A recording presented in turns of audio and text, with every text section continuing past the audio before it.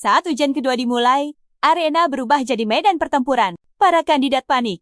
Tapi karakter utama kita tetap tenang. Dia mengamati lawannya seolah menganalisa jasad. Lalu, kejutan besar terjadi. Di duel akhir, semua yakin Nyong Wang si terkuat akan mengalahkan Yuniel. Wang melancarkan badai tebasan, tapi Yuniel terus menghindar karena sudah hafal pola serangan dari jasad korban Wang. Yuniel sengaja memprovokasinya, memaksa Wang menyerang titik vitalnya. Dalam satu kesempatan itu, Yuniel merunduk dan menusuk titik lemah di leher yang diajarkan kakeknya. Bicara soal kakeknya, semua berawal saat dia ditemukan di tumpukan salju dan diberi nama Bu Yuniel, pria tua itu. Kemudian membawanya pulang dan mengangkatnya sebagai cucu. Rupanya, sang kakek adalah seorang perias jasad dan Bu Yuniel belajar darinya. Sang kakek mengajarinya segalanya dan Yuniel belajar dengan penuh semangat. Kakeknya bahkan memujinya, menyebutnya anugerah dari surga. Hidup mereka sangat damai. Sampai suatu hari, takdir berkata lain. Saat mereka akan tidur, sang kakek merasakan aura jahat di udara. Dan dia membangunkan Yuniel. Dia mengajak bermain seperti biasa, berpura-pura pergi, dan melihat siapa yang paling hebat. Kakeknya berjanji akan memberikannya baju dan pedang yang selalu dia inginkan jika bisa bertahan sampai fajar. Yuniel sangat senang dan langsung menyetujui permainan itu. Dia masuk lemari kecil tempat biasa bersembunyi, dan kakeknya memintanya bertahan di sana. Setelah menutup lemari itu, sang kakek menghunus pedangnya dan melangkah keluar menghadapi musuh di kegelapan. Ternyata, keduanya saling mengenal, dan sang musuh memanggil kakeknya Bujiang, yang dikenal sebagai pedang iblis 7 cabang. Musuh itu mengejek Janyang karena meninggalkan posisinya di istana iblis hanya untuk menjadi biasa. Pria itu meluapkan amarahnya pada Janyang, tapi serangannya berhasil ditangkis sambil berkata, dia menjadi perias jasad bukan untuk menjadi sampah, melainkan untuk menebus dosa masa lalunya. Janyang lalu berkata bahwa dia siap menyerahkan hidupnya, tapi meminta mereka bertarung di tempat lain agar tidak ada korban tak bersalah. Pria itu menyetujuinya, tapi mengancam Janyang agar tidak berpikir untuk melarikan diri. Beberapa saat kemudian, Yuniel tidak bisa lagi menahan diri dan keluar dari lemari. Meskipun sangat menginginkan hadiahnya, dia tidak tahan dengan hawa dingin. Yuniel terkejut saat kakeknya tidak ada dimanapun. Ini tidak seperti biasanya. Dia melangkah keluar rumah dan melihat bekas kerusakan di tanah. Saat itulah dia menyadari ada sesuatu yang tidak beres. Dia berlari panik ke dalam hutan dan hatinya hancur melihat pemandangan di sana. Dia menemukan kakeknya sudah tak berdaya. Janyang bersandar di sebuah pohon dalam kondisi yang sangat parah. Yuniel berlari menghampiri kakeknya dengan ribuan pertanyaan di kepalanya. Sambil menangis, dia bertanya pada kakeknya apa yang telah terjadi. Pria itu hanya bisa meminta maaf. Sang kakek memberitahu Yuniel bahwa ajalnya sudah dekat dan memintanya untuk tidak melanjutkan jalan hidupnya. Ia juga melarang Yuniel untuk membalaskan dendamnya. Tapi Yuniel menolak keras. Ia takkan memaafkan pelakunya. Yuniel bersumpah, dendam ini hanya akan berakhir jika nyawanya juga ikut pergi. Di sisa napas terakhirnya, Janyang punya satu permintaan pada Yuniel. Dia ingin Yuniel pergi dari sini. Pergi sejauh mungkin. Sebelum akhirnya, ia pun tumbang dan tiada. Janyang mengaku sangat bahagia atas waktu yang mereka habiskan bersama. Yuniel hanya bisa menatap ngeri saat kakeknya menghembuskan napas terakhir. Setelah membawa kembali tubuh Janyang ke rumah, hati Yuniel kini dipenuhi dendam yang membara. Ia berjanji takkan menuruti permintaan sang kakek kali ini. Berbekal ilmu dari kakeknya, ia mulai memeriksa jasad itu. Dia menyadari kedua lengan kakeknya lenyap di waktu yang bersamaan. Dia bisa memperkirakan momen serangan yang menumbangkan sang kakek. Semua detailnya tergambar jelas di benak Yuniel. Setelah menyatukan semua petunjuk, ia sadar hanya ada satu kelompok yang mampu melakukannya, yaitu aliran iblis. Yuniel juga mengenali jurus yang digunakan, yaitu teknik yoga Tianu. Saat memeriksa punggung Janyang, Yuniel menemukan jejak senjata tersembunyi yang bisa menembakkan banyak proyektil sekaligus. Ia juga melihat lidah dan kuku Janyang, warnanya tak wajar. Ini adalah pertanda racun yang sangat jelas. Dengan menggabungkan semua bukti, Yuniel yakin pelakunya dari aliran iblis, pengguna teknik yoga Tianju, dan memiliki senjata beracun.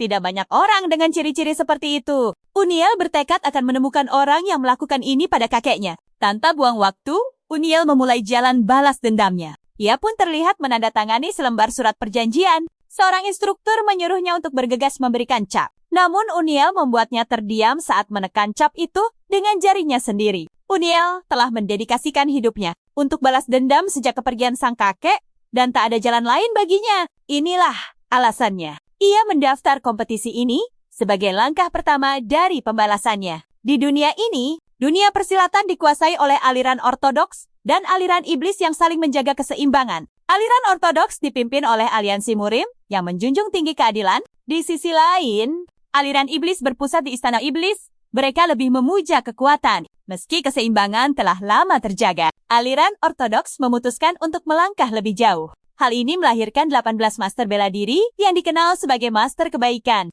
Merasa terancam, istana iblis pun mulai meningkatkan kekuatan mereka juga. Maka, mereka menyusun rencana untuk menciptakan 10 master iblis. Sekte anortodoks mencari 10 talenta muda untuk diajari ilmu iblis, agar lebih menarik. Latar belakang dan afiliasi mereka sama sekali tidak penting. Karena aturan inilah, para pemuda berbondong-bondong ke istana iblis, termasuk tokoh utama kita, Onul. Onul bisa merasakan aura mengancam dari mereka semua. Dia sadar, salah satunya mungkin berhubungan dengan sosok yang melenyapkan kakeknya. Karena targetnya adalah orang yang sangat hebat. Onul tahu, dia harus menjadi master bela diri agar bisa melawannya. Itulah kenapa dia bertekad menjadi salah satu dari 10 master iblis demi mendapatkan kekuatan. Beberapa saat kemudian, seorang pria besar yang mengerikan muncul, memperkenalkan diri sebagai kepala instruktur Hirayong. Semua pemuda itu terkesima. Nama Hirayong ternyata sangat populer karena reputasinya yang hebat. He menjelaskan bahwa mereka di sini untuk mengidentifikasi para jenius terhebat dari semua sekte iblis. Hanya yang lolos ujian yang akan menjadi kandidat dari 10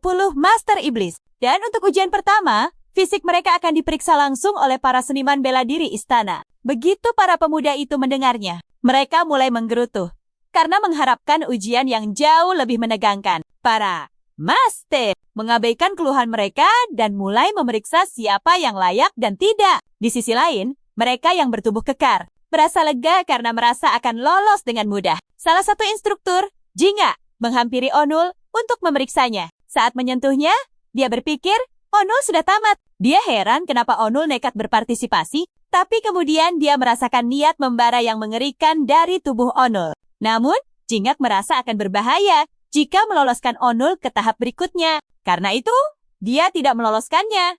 Dan Onul sama sekali tidak terkejut. Dia sudah tahu, tidak akan punya kesempatan lolos. Fisiknya tidak memadai, karena hidupnya hanya mengurus mereka yang telah tiada. Namun, Onul yakin ini semua belum berakhir. Tak lama, instruktur mengumumkan ujian pertama telah selesai. Salah seorang pemuda meledak dalam amarah. Dia memprotes cara mereka yang tidak adil. Dia bertanya, kenapa ada kompetisi jika hanya fisik yang dinilai? Hirayong menjawab bahwa anak itu tidak tahu apa-apa. Hai berkata, hal terpenting dalam bela diri adalah otot dan tulang. Hai mengejeknya karena gagal standar paling dasar. Padahal, mereka membuka pintu untuk semua. Pemuda itu berargumen bahwa mereka seharusnya diberi kesempatan. Hai pun menjawab agar dia tidak perlu khawatir. Karena ujian kedua akan memilih mereka yang bisa belajar bela diri meski fisiknya lemah. Tanpa buang waktu, Hai mengumumkan dimulainya ujian kedua. Tak disangka, ujian kedua adalah bertarung sampai hanya satu yang tersisa. Semua peserta terkejut mendengar instruksi itu. Tapi seorang pria langsung bersemangat karena harus menyingkirkan lawan. Matanya langsung tertuju pada Uniel sebagai target. Dengan cepat, dia melempar tombak ke arah Uniel. Tombak itu melesat kencang, tapi ternyata sasarannya bukan Uniel. Senjata itu mengenai pria berbaju merah di sebelahnya, yang ternyata adalah saingan si penyerang. Pria berbaju merah itu pun langsung tumbang. Cipratan merah mengenai wajah Uniel. Saat melihat lawannya gugur, Uniel tidak percaya. Dia baru saja melihat seseorang tersingkir tepat di depannya. Sekilas, Uniel langsung bisa menganalisis situasinya. Dia sadar tombak itu sengaja diarahkan ke titik vital. Sebuah bukti kalau si penyerang, Wong, sangat lincah. Wong langsung menyombongkan diri karena berhasil menjatuhkan satu lawan. Dari kejauhan, Hyuk menilai Wong memang cepat, tapi tindakannya gegabah. Dia kecewa karena menganggap semua peserta naif. Jing setuju, pamer kekuatan hanya akan menjadikan diri sendiri target. Meskipun begitu, dia yakin ini akan membuat peserta lain sadar akan bahaya yang ada. Arena pun seketika berubah menjadi medan pertarungan sengit. Para peserta muda yang tak terbiasa mulai panik. Tapi Hai dan Jinguk melihat ada satu pria yang sangat tenang. Dia bersandar di dinding, tak peduli dengan kekacauan di sekitarnya. Dia juga melihat Uniel yang tetap tenang dan menarik kembali anggapannya. Bagi Uniel, mereka semua telah dikuasai oleh rasa takut. Perintahnya adalah bertahan hidup sampai akhir. Yang terpenting adalah bertahan, bukan menjatuhkan lawan. Uncil yakin, dengan berpikir jernih, dia bisa selamat. Yunil membungkuk untuk memeriksa mereka yang telah gugur. Saat melakukannya, seorang pria bersenjata jauh sadar kalau Yunil belum ikut bertarung. Sementara itu, O'Neill fokus menganalisis cara mereka tersingkir. Pria yang mengamatinya kesal dan langsung menyerang Yunil. Senjatanya meleset tipis, tapi menghancurkan kotak di punggung Yunil. Pria itu mengejek Yunil, menanyakan isi kotak yang dibawa seorang biksu. Ternyata kotak itu berisi hadiah dari kakeknya, dan Yunil menjadi marah. Di dalamnya ada sebilah pedang pendek, tapi si penyerang sama sekali tidak menganggap Yunil sebagai ancaman. Dia mengejek pedang kecil Yunil. Tapi saat perhatiannya teralihkan, pria keren itu muncul dan menebasnya dari belakang. Dengan sombong, dia bilang Yunil tak perlu berterima kasih karena hanya jadi pengalih perhatian. Saat pria itu bicara, Yunil tetap fokus dan sama sekali tidak memedulikannya. Pria itu melihat Yunil tak punya dasar bela diri dan menganggapnya mangsa empuk. Saat fokus pada O'Neill, seseorang menyerang dari belakang. Tapi dengan mudah dia menumbangkannya seolah punya mata di punggung.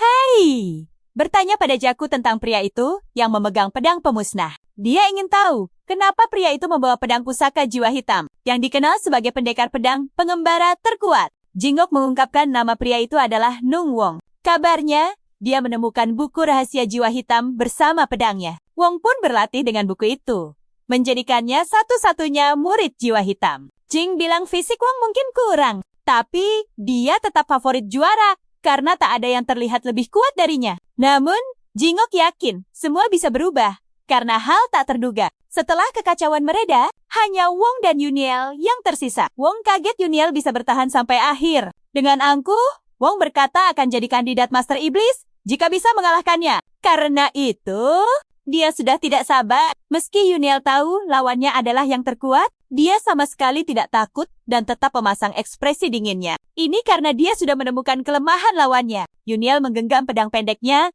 sangat yakin bisa memenangkan pertarungan. Wong memutuskan untuk bermain-main sebentar dengan Yunil. Dia mengayunkan pedangnya dengan beberapa tebasan sekaligus. Ajaibnya, Yunil berhasil menghindari semua tebasan tanpa cedera serius. He dan Jack, yang melihat dari jauh, merasa Yunil sedang terdesak. Tetapi mereka bisa melihat sesuatu. Yunil selalu memutar tubuhnya untuk menghindari serangan fatal. Jingak sadar, Yunil telah mempelajari pola serangan Wugang dari jejak yang ditinggalkannya. Jing sangat takjub dengan kemampuan observasi Yunil. Yunil memutuskan untuk memprovokasi Wong dengan mengatakan teknik pedangnya payah karena hanya bisa menggoresnya. Jing tahu Yunil sedang memancing emosi Wong, tapi dia cemas jika Yunil tidak bisa melancarkan serangan balasan yang telat. Rencana Yunil berhasil, Wong yang marah langsung menyerangnya untuk segera menyelesaikannya. Saat Wong melesat maju, Yunil tahu hanya ada satu kesempatan, dan dia sudah tahu apa yang harus dilakukan. Dia perhatikan kalau serangan pamungkas Wong selalu mengincar titik vital.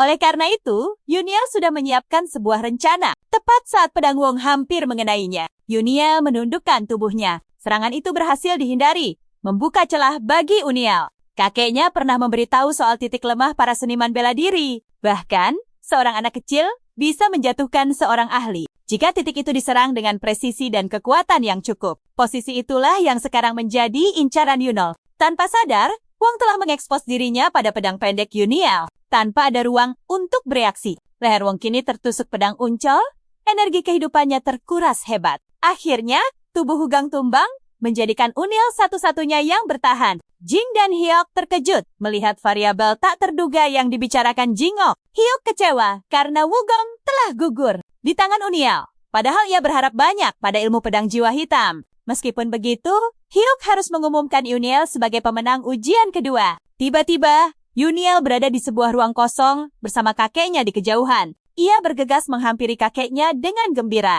Tapi kebahagiaannya sirna saat kakeknya berbalik tanpa mata. Kakeknya panik, mengatakan bahwa dia tidak bisa melihatnya. Dan seketika, O'Neill tersadar kembali. Ia kini berada di atas sebuah kapal. Ia pasti pingsan karena lukanya.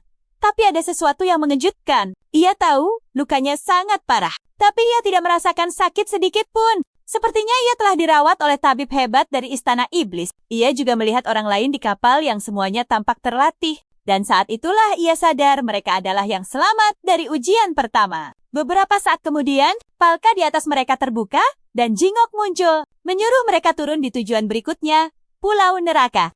Jingak berteriak, memimpin para kandidat ke barisan gua yang akan menjadi tempat tinggal mereka. Ia menyuruh mereka untuk mengganti pakaian dan senjata mereka dengan yang telah disiapkan di dalam gua. Rupanya, mereka diizinkan memilih gua manapun yang mereka anggap paling cocok. Tak lama, Uniel telah menemukan tempat terbaik. Di sisi lain, dua orang sedang berdebat sengit memperebutkan sebuah gua. Orang ketiga segera muncul, menyuruh mereka berhenti berkelahi karena masih banyak tempat bagus yang bisa dipilih. Jauh di lubuk hati, Uniel meremehkan para kandidat karena mereka tidak tahu apa yang terjadi di ujian kedua. Uniel memperhatikan sebagian besar dari mereka mengenakan pakaian mahal. Sebuah pertanda bahwa mereka semua mungkin anggota klan bergengsi. Yunul akhirnya sadar bahwa ujian kedua adalah ajang untuk menyingkirkan mereka yang lemah. Saat ia sibuk berdiri dan menilai situasi, Jingok muncul di belakangnya, bertanya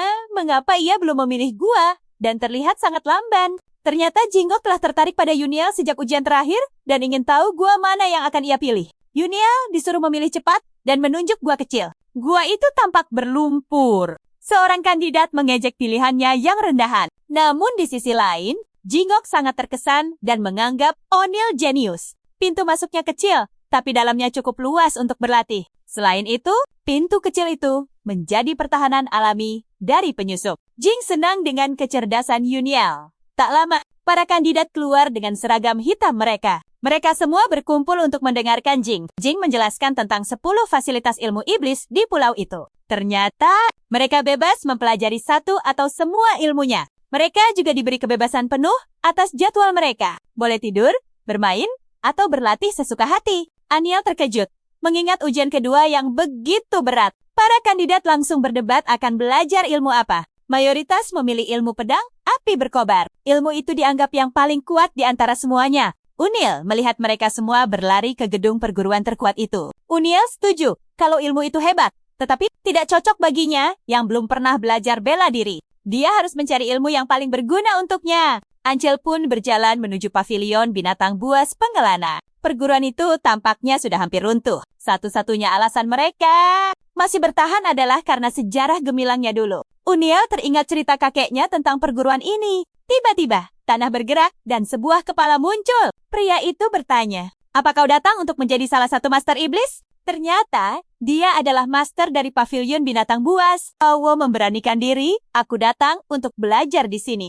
Sang master melirik Uniel dan melihat tubuhnya yang ringkih. Setelah menilai situasi, ia menyuruh Uniel pergi karena tak berniat mengajarinya. Dia berkata, "Anak rapuh sepertinya bisa celaka saat latihan." O'Neil mencoba memohon, "Aku dengar, jika belajar di sini, aku bisa bertahan dari apapun." Sawu kaget, karena Uniel tahu tentang ilmu mereka yang hampir punah. Meskipun begitu, Sawu menegaskan bahwa ilmu mereka sangat sulit dipelajari. Bahkan bagi mereka yang dianggap jenius sekalipun, Sawu berkata, ilmu mereka dimulai dengan mengubah total kondisi tubuh. O'Neil bisa celaka jika mencoba latihan mereka. Dia menyarankan Uniel untuk pergi. Tapi Uniel cerdik. Ia membungkuk pada Sawu.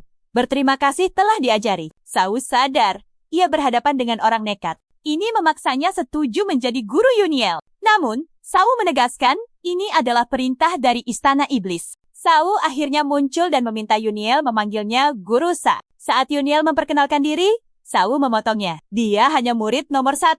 Tanpa buang waktu, Sawu memulai latihan dengan gerakan jari yang aneh. Tiba-tiba, sebuah gelombang menghantam Uniel. Pandangannya menjadi gelap. Sebelum ia mulai panik, Sawu menjelaskan, itu hanyalah segel penglihatan sementara dari jurus rahasia. Sawu bilang, ini adalah langkah awal untuk jurus jejak hewan liar, yang merupakan teknik dasar perguruan mereka. Uniel bingung dengan semua itu. Sawu menjelaskan, jurus itu akan mempertajam inderanya dan memberinya refleks binatang. Sawu mengungkap bahwa bela diri mereka berbeda untuk setiap orang yang mempelajarinya. Inilah alasan jurus jejak hewan liar. Meski teknik dasar sangat sulit untuk dikuasai. Namun, Sawu berkata jika Uniel berhasil, ia akan memiliki indera seekor binatang buas. Sawu menyindir bahwa banyak yang gagal sebelum sampai tahap ini. Dia akan kembali dalam 1 jam dan menyuruh Uniel terbiasa dengan kegelapan. Setelah Sawu pergi, Uniel menyadari sesuatu yang salah. Ia kira inderanya akan tajam setelah tak bisa melihat,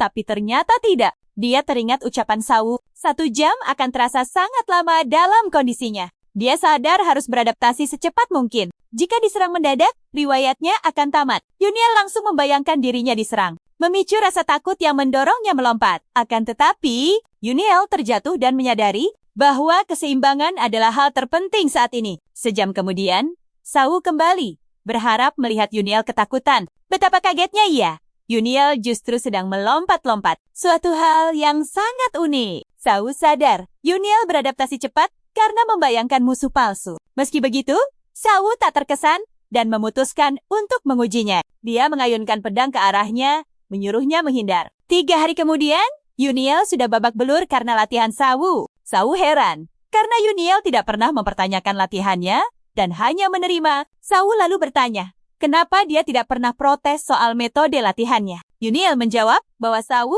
telah inti dari ilmu bela diri pavilion malam adalah mencapai pencerahan. Dan itulah alasan dibalik semua tindakannya. Sawu terkesan dengan jawaban Yuniel dan membenarkan pemikirannya. Ia pun mengajak untuk melanjutkan latihan mereka. Sawu langsung menerjang ke arah Yuniel. Tapi kali ini, indera Yuniel bangkit. Ia bisa merasakan pergerakan Sawu. Meski bisa merasakannya, ia sadar tak bisa menghindar. Satu-satunya pilihan adalah menahannya. Di detik terakhir, Yuniel mengangkat pedangnya dan berhasil menangkis serangan Sawu. Sawu terkejut bukan main, tak menyangka Yuniel bisa melakukannya hanya dalam 3 hari. Meskipun begitu, tangkisannya tak sempurna dan serangan itu tetap membuatnya terpental. Tiba-tiba, Sawu melempar botol bambu, menyuruhnya meminum isinya. Yuniel meminumnya, mengira itu air biasa. Tapi ternyata bukan. Seketika, energi dahsyat mengalir di tubuhnya, memulihkan seluruh tenaganya. Ternyata itu adalah air spiritual musim semi yang Sawu simpan seumur hidupnya. Sawu memberikannya tanpa ragu. Ia tak merasa itu sia-sia, karena ia yakin ia telah bertemu jenius langka yang selama ini ia dambakan. Setelah kekuatannya pulih, latihan sengit mereka kembali berlanjut dengan intensitas tinggi. Setelah beberapa saat bertarung, Sawu tiba-tiba berhenti dan tertawa. Ia menemukan apa yang dicarinya. Tiba-tiba, penglihatan Yuniel kembali. Dengan tulus, Sawu memintanya menjadi murid resmi sektenya dan melupakan 10 master iblis. Sawu menjamin padanya, ia akan menjadikannya salah satu dari 10 master terkuat hanya dalam 10 tahun. Mendengar hal itu, Yuniel sangat tergoda, karena ia tahu Sawu tidak berbohong. Tapi ia teringat pada sosok kuat yang telah merenggut nyawa kakeknya. Karena itu, mempelajari 1 ilmu bela diri saja tidak akan pernah cukup. Dengan hormat, ia menolak tawaran itu. Ia tetap ingin menjadi master iblis. Sawu lalu menjelaskan, mustahil bisa mempelajari X ilmu sekte iblis. Bahkan kaisar iblis surgawi yang hebat pun tak akan mampu melakukannya. Sawu melanjutkan penjelasannya. Setiap ilmu bela diri cocok untuk fisik dan energi tertentu. Ia menyebut, sejenius apapun seseorang, mereka hanya bisa menguasai 2 atau 3 jenis ilmu bela diri. Fokus pada 1 ilmu adalah jalan pintas untuk menjadi yang terkuat. Tapi Yuniel tak goyah sedikit pun, membuat Sawu akhirnya menyerah. Meski merasa kecewa, ia berkata akan mengajarkan Yuniel ilmu bela diri yang berbeda. Yuniel terkejut karena ia baru belajar dasar-dasarnya. Sawu berkata kalau ilmu sektenya tidak diajarkan lewat langkah atau teori. Bukan hanya itu, Sawu mengungkap kalau dia sedang melatih jurus jalan buas. Seketika Yuniel sadar, semua serangan itu adalah jurus jalan buas. Penuh rasa terima kasih, Yuniel membungkuk pada Sawu. Namun Sawu melarangnya. Karena itu hanya perintah istana iblis. Akan tetapi Yuniel bersikeras takkan lupa kebaikan Sawu, tapi Sawu memintanya melupakan saja. Sawu lalu menjelaskan, begitulah dunia Jangu. Lebih baik lupakan budi dan dendam. Yuniel lalu berlutut pada Sawu sebelum akhirnya pergi. Sawu menatapnya dengan takjub. Dari mana datangnya permata berharga ini? Saat Yuniel melintasi hutan, ia sadar bisa merasakan semua yang ada di sekitarnya. Dia menduga ini adalah efek dari jurus jalan buas. Namun, ini sangat menguras tenaganya. Yuniel harus bisa mengendalikannya agar bisa beristirahat dengan baik. Seketika, ia mencoba menekan seluruh inderanya. Dia berhasil dan merasakan perbedaan yang sangat jelas. Yuniel lalu mengeluarkan peta untuk mencari tujuan berikutnya. Ia sadar waktunya tak banyak. Jadi, ia harus bergegas. Setelah berpikir keras, tujuannya adalah pendiri sekte iblis, rival sang kaisar langit 700 tahun lalu. Dialah sang pendiri sekte pedang hujan api. Karena waktu yang semakin sempit, Yuniel merasa sekte terkuat adalah satu-satunya pilihan. Setibanya di sana, bangunannya tampak jauh lebih megah dari pavilion buas. Ia mengetuk pintu, membuat instruktur di dalam keheranan. Instruktur Zheng terperangah saat melihat Yuniel di ambang pintu. Yuniel membungkuk, menyatakan ingin belajar ilmu pedang hujan api. Bahkan, Yuniel sendiri ikut terkejut. Saat menyadari Zheng adalah master dari sekte tersebut, Zheng menyuruh Yuniel mengikutinya dan berkata kandidat lain sudah menyelesaikan ujian dasar dan lanjut ke tingkat menengah. Rupanya, ada 3 tingkat ujian di tempat itu. Zheng lalu bertanya, kenapa Yuniel baru datang setelah 2 minggu? Dia mengaku belajar di pavilion buas. Zheng kemudian, "Kamana Maman?" bertanya santai soal jurus jalan buas. Jawaban Yuniel membuatnya syok. Dia tak percaya Yuniel menguasainya hanya dalam 2 minggu. Walaupun dia tahu, Yuniel memang jenius. Zheng menduga Sau sudah menyerah dan mengusirnya. Setibanya di aula latihan, raut Zheng menjadi serius. Ia adalah penanggung jawab ujian pemula. Zheng pun bertanya, apa Yuniel serius ingin belajar ilmu hujan api? Seni pedang, menyarankannya ke aula lain. Yuniel berterima kasih atas perhatian Jingak, tapi ia tertarik pada ilmu pedang sekte pedang api. Jingak menghentak tanah. Sebuah buku panduan muncul. Jingak berkata, ini adalah 13 jurus dasar pedang api. Dia menyuruh Yuniel melatihnya seorang diri. Akan tetapi, Yuniel bingung. Ia hanya melihat tulisan tanpa paham. Jingak terkejut. Bertanya apa Yuniel bisa membaca buku jurus. Jawaban Yuniel lebih mengejutkan lagi. Ia mengaku tak pernah belajar ilmu pedang sama sekali. Seketika Jingak terdiam, tak bisa berkata-kata. Jingak pun bertanya sekali lagi. Yuniel membenarkannya. Namun Jingak tidak kecewa. Ia justru kagum dengan apa yang dilihatnya sejauh ini. Ia sadar jika anak ini dilatih dengan benar, ia akan menjadi pendekar luar biasa. Jingak bertanya apa Yuniel bisa membaca tulisannya, dan ia mengiyakan. Yuniel pun membaca isi buku yang berisi instruksi latihan. Tapi saat mencoba, gerakannya kacau. Jingak pun syok. Dia tidak percaya bahwa dia harus mengajari dasar di tempat pemilihan 10 Master Iblis. Jingak menghampiri dan membenarkan postur Yuniel. Mengajarinya cara merilekskan tubuh agar inti tak tegang. Setelah Jingak menjelaskan, Yuniel langsung paham, membuat Jingak sangat terkesan. Karena posturnya sudah benar, Jingak akan langsung mengajarinya 13 jurus pedang api. Ia memberikan pedang dan mencontohkan gerakan yang presisi. Seperti biasa, Yuniel meniru semua gerakan Jingak dengan sempurna. Jingak terpana. Ia mengakui bahwa Yuniel memang sangat berbakat. Setelah beberapa sesi latihan, Jingak memintanya membayangkan musuh dan menyerang. Awalnya Yuniel bingung soal musuh imajiner itu. Jingak menjelaskan ini syarat untuk lulus ke aula selanjutnya. Tujuannya untuk melihat niat pedang dalam jurus dasarnya. Begitu Yuniel mendengarnya, ia sadar kesempatannya untuk unjuk gigi telah tiba. Dan dia harus melakukannya dengan cepat. Musuh yang ia bayangkan adalah pria yang membuat kakeknya tiada. Yuniel menghunus pedang, melancarkan jurus pertama dengan amarah. Jingak terperangah melihat gerakan pedang Yuniel. Yuniel terus melanjutkan 13 jurusnya. Tapi Jingak sadar, ada modifikasi dalam jurus itu. Teknik pedang ini seharusnya lembut dan bersemangat. Tapi Yuniel menggunakannya dengan cara yang sangat tajam. Jingok tak percaya dengan apa yang dilihatnya. Mengubah dasar jurus pedang adalah hal yang mustahil kecuali bagi seorang Grandmaster. Jingok juga menyadari bahwa gerakan pedang itu dipenuhi niat membunuh yang mengerikan, seolah menghadapi musuh bebuyutannya. Jingok tidak mau percaya bahwa jurus pedang dari sekte api yang agung diubah seolah tak berarti. Karena ini, dia sadar Yuniel pasti punya kehidupan yang unik. Seketika, dia sadar telah mengubah 13 jurus api. Dia bertanya-tanya apakah jurus binatang buas adalah penyebabnya dan ingin menggabungkan keduanya.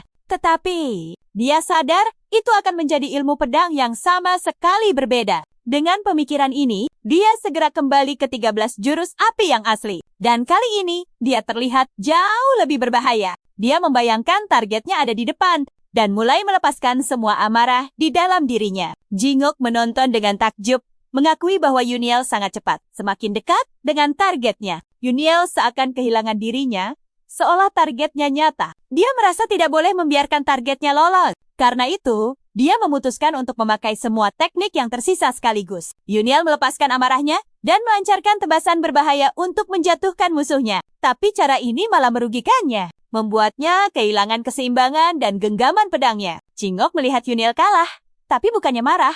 dia justru terkesan. Yuniel terkejut saat Jingok memberitahunya bahwa dia lulus ujian. Jingok menjelaskan bahwa yang diuji adalah pemahamannya tentang pedang dan penerapan 13 jurus api. Jingok membantu Yuniel mengambil pedangnya dan mengatakan dia telah memenuhi kriteria ujian. Jingok memuji teknik Yuniel dan menyuruhnya pergi ke ruang tingkat menengah. Yuniel sangat berterima kasih atas apa yang Jingok lakukan karena dia tahu betapa merepotkannya mengajari ilmu pedang pada orang tanpa dasar sama sekali. Yuniel menunjukkan rasa terima kasihnya dengan membungkuk pada Jingok. Jingok lalu menyuruh Yuniel terus bekerja keras dan merasakan niat membunuh yang kuat dari pedangnya. Sebagai nasihat terakhir, Jingok meminta Yuniel untuk tidak kehilangan dirinya karena niat membunuh itu. Saat mereka berpisah, Jingok akhirnya sadar. Kecepatan belajar Yuniel sungguh luar biasa. Karena ini, dia pindah ke ruang menengah lebih cepat dari perkiraan Jingok. Jingok awalnya ragu dengan kemampuan Yuniel. Tapi setelah sesi mereka, dia sangat yakin Yuniel mampu. Selain itu, Jingok yakin instruktur ruang menengah, Qian Wugang, akan terobsesi dengan Yuniel. Setelah menghabiskan waktu bersamanya, Yuniel pun segera masuk ke dalam ruang tingkat menengah. Namun, sambutan sang instruktur sangat dingin, menyuruh Unil pergi karena kelas sudah penuh. Qian menatapnya dengan sinis. Sama sekali tidak terkesan. Unil hanya lulus ujian dasar setelah berminggu-minggu berlatih. Menurut Qian, bakat Unil takkan cukup di kelas menengah. Unil pun membela diri. Ia terlambat karena berlatih di pavilion monster pengembara. Mendengar ini, Qian tetap tak percaya. Ia yakin Unil kabur dari latihan berat itu. Tapi, karena Unil sudah lulus tes, Qian terpaksa menyuruhnya duduk bersama murid yang lain. Qian lalu melanjutkan pelajarannya. Ia menjelaskan teknik pedang guntur hujan api yang memiliki gerakan sangat cepat. Jika tidak mahir,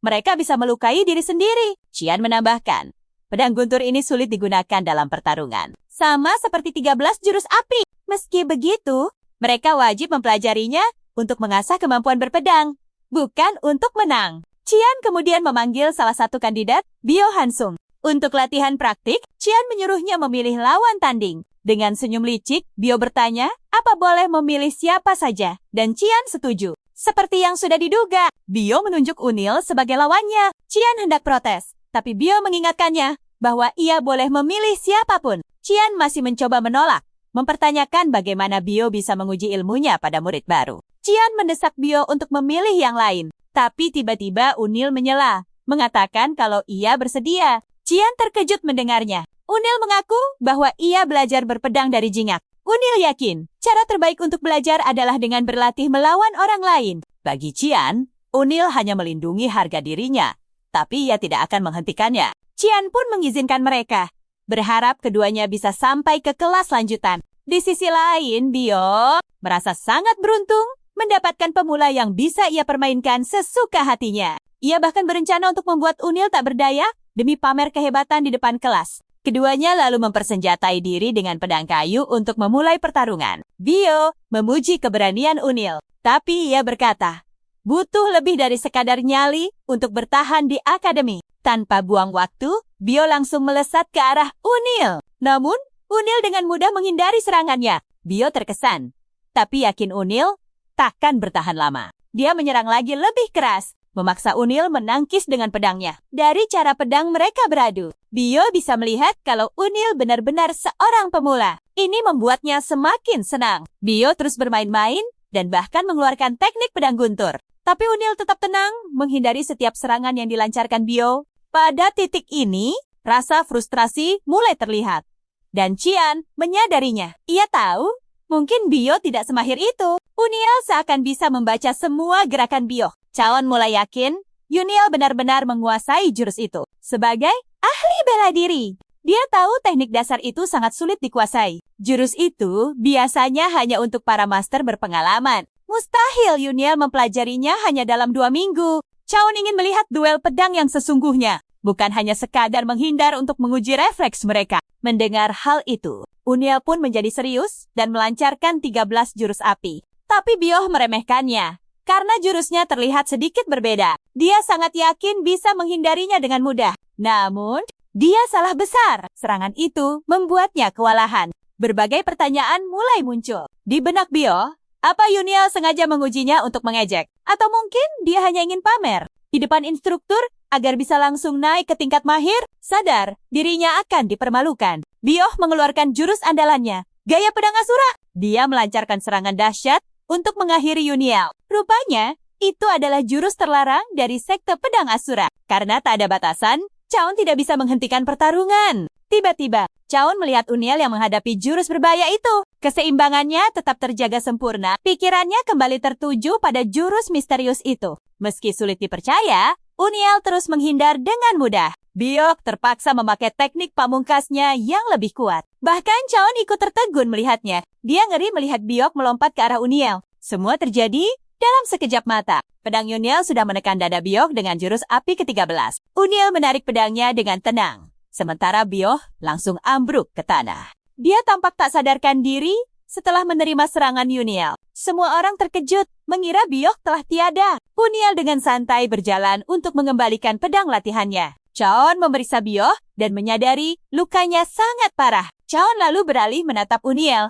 Dia bertanya dari mana asal Uniel sebenarnya. Chaon lalu bertanya lagi, apa dia benar-benar menguasai jurus itu dalam 2 minggu? Uniel menjawab, dia hanya belajar dasarnya. Chaon tersenyum sinis mendengarnya. Apa yang barusan ia lihat, jelas bukan sekadar jurus dasar. Dia menyindir. Apa Uniel juga diajari cara untuk belajar? Uniel hendak membela diri, tapi Chaon menyuruhnya membereskan kekacauan yang dia buat. Suara protes mulai terdengar. Mereka menyalahkan tindakan Uniel. Mereka menuntut hukuman.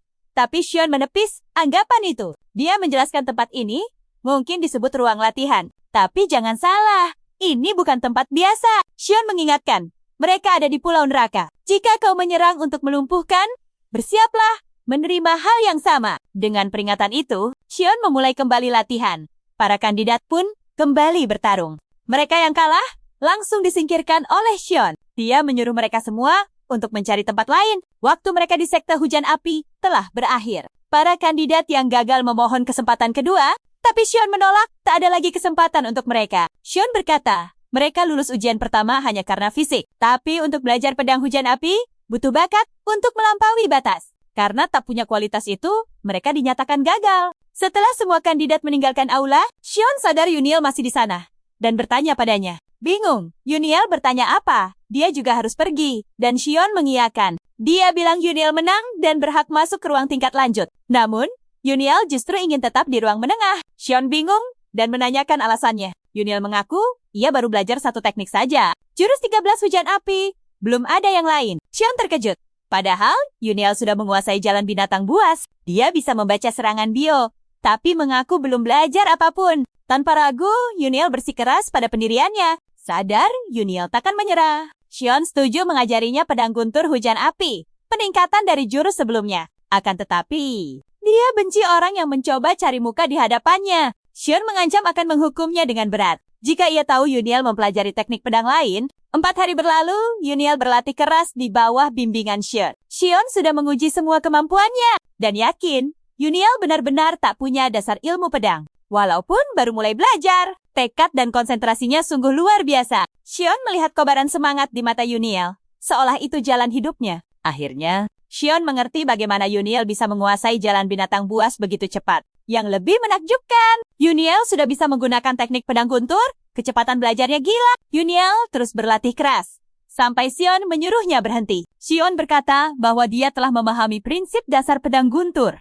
model Anil Skeptis, dan Xian menjelaskan tentang jurus pedang api, sebuah teknik pedang yang memutar tubuh dengan cepat. Xian berkata, jurus itu tak bisa dipakai dalam pertarungan sungguhan. Akan tetapi, Xian melihat Yuniel menggunakannya seolah ingin mengakhiri hidup seseorang. Yuniel bingung. Bukankah jurus pedang memang untuk pertarungan? Xian mengakui, niat menyerang itu penting dalam ilmu iblis. Tapi untuk mencapai level yang lebih tinggi, niat itu harus dihilangkan. Xian memberitahu. Yuniel, untuk membuang hasrat bertarungnya atau ilmunya akan menjadi bumerang. Akhirnya Yuniel sadar bahwa ucapan Xian sama dengan perkataan Zheng. Xian mengaku bahwa dulu ia juga hidup dengan niat menyerang yang kuat. Akan tetapi, hal itu membuatnya kehilangan segalanya, bahkan ilmunya hancur berantakan. Xian melanjutkan, teknik itu memang untuk menyerang dan terlihat hebat, tapi sebenarnya itu adalah penghalang dalam ilmu pedang. Seolah berbicara pada putranya, Xian meminta Yuniel melepaskan niat menyerangnya.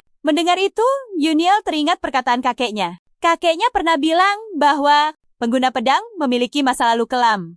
Karena itu mereka enggan membahasnya. Yuniel lalu bertanya Pada Xian, kenapa ia menceritakan semua ini? Xian melakukannya agar Yuniel tahu bahwa ia juga pernah merasakan hal yang sama. Xian kemudian menanyakan nama Yuniel. Saat mendengarnya, ia sadar Yuniel adalah orang yang selamat dari ujian kedua. Xian lalu memberitahu Yuniel bahwa ia punya masalah besar. Masalahnya adalah Yuniel tidak punya dasar ilmu bela diri. Xian menjelaskan bahwa saingannya sudah belajar bela diri sejak kecil. Menurut Xian, perbedaan kemampuan mereka akan semakin jauh jika Yuniel langsung belajar jurus pedang tingkat lanjut. Xian berkata, Yuniel harus menguasai dasar-dasarnya dengan cepat agar ia punya fondasi yang kuat untuk jurus pedang api. Karena itu, Xian memutuskan untuk mengajari Yuniel. Jurus petir dan guntur tak tertandingi ciptaannya sendiri. Namun, sebelum mereka mulai, ia memberitahu Yuniel bahwa saraf jari-jarinya rusak karena gagal menguasai jurus itu. Ini menunjukkan betapa berbahayanya jurus tersebut.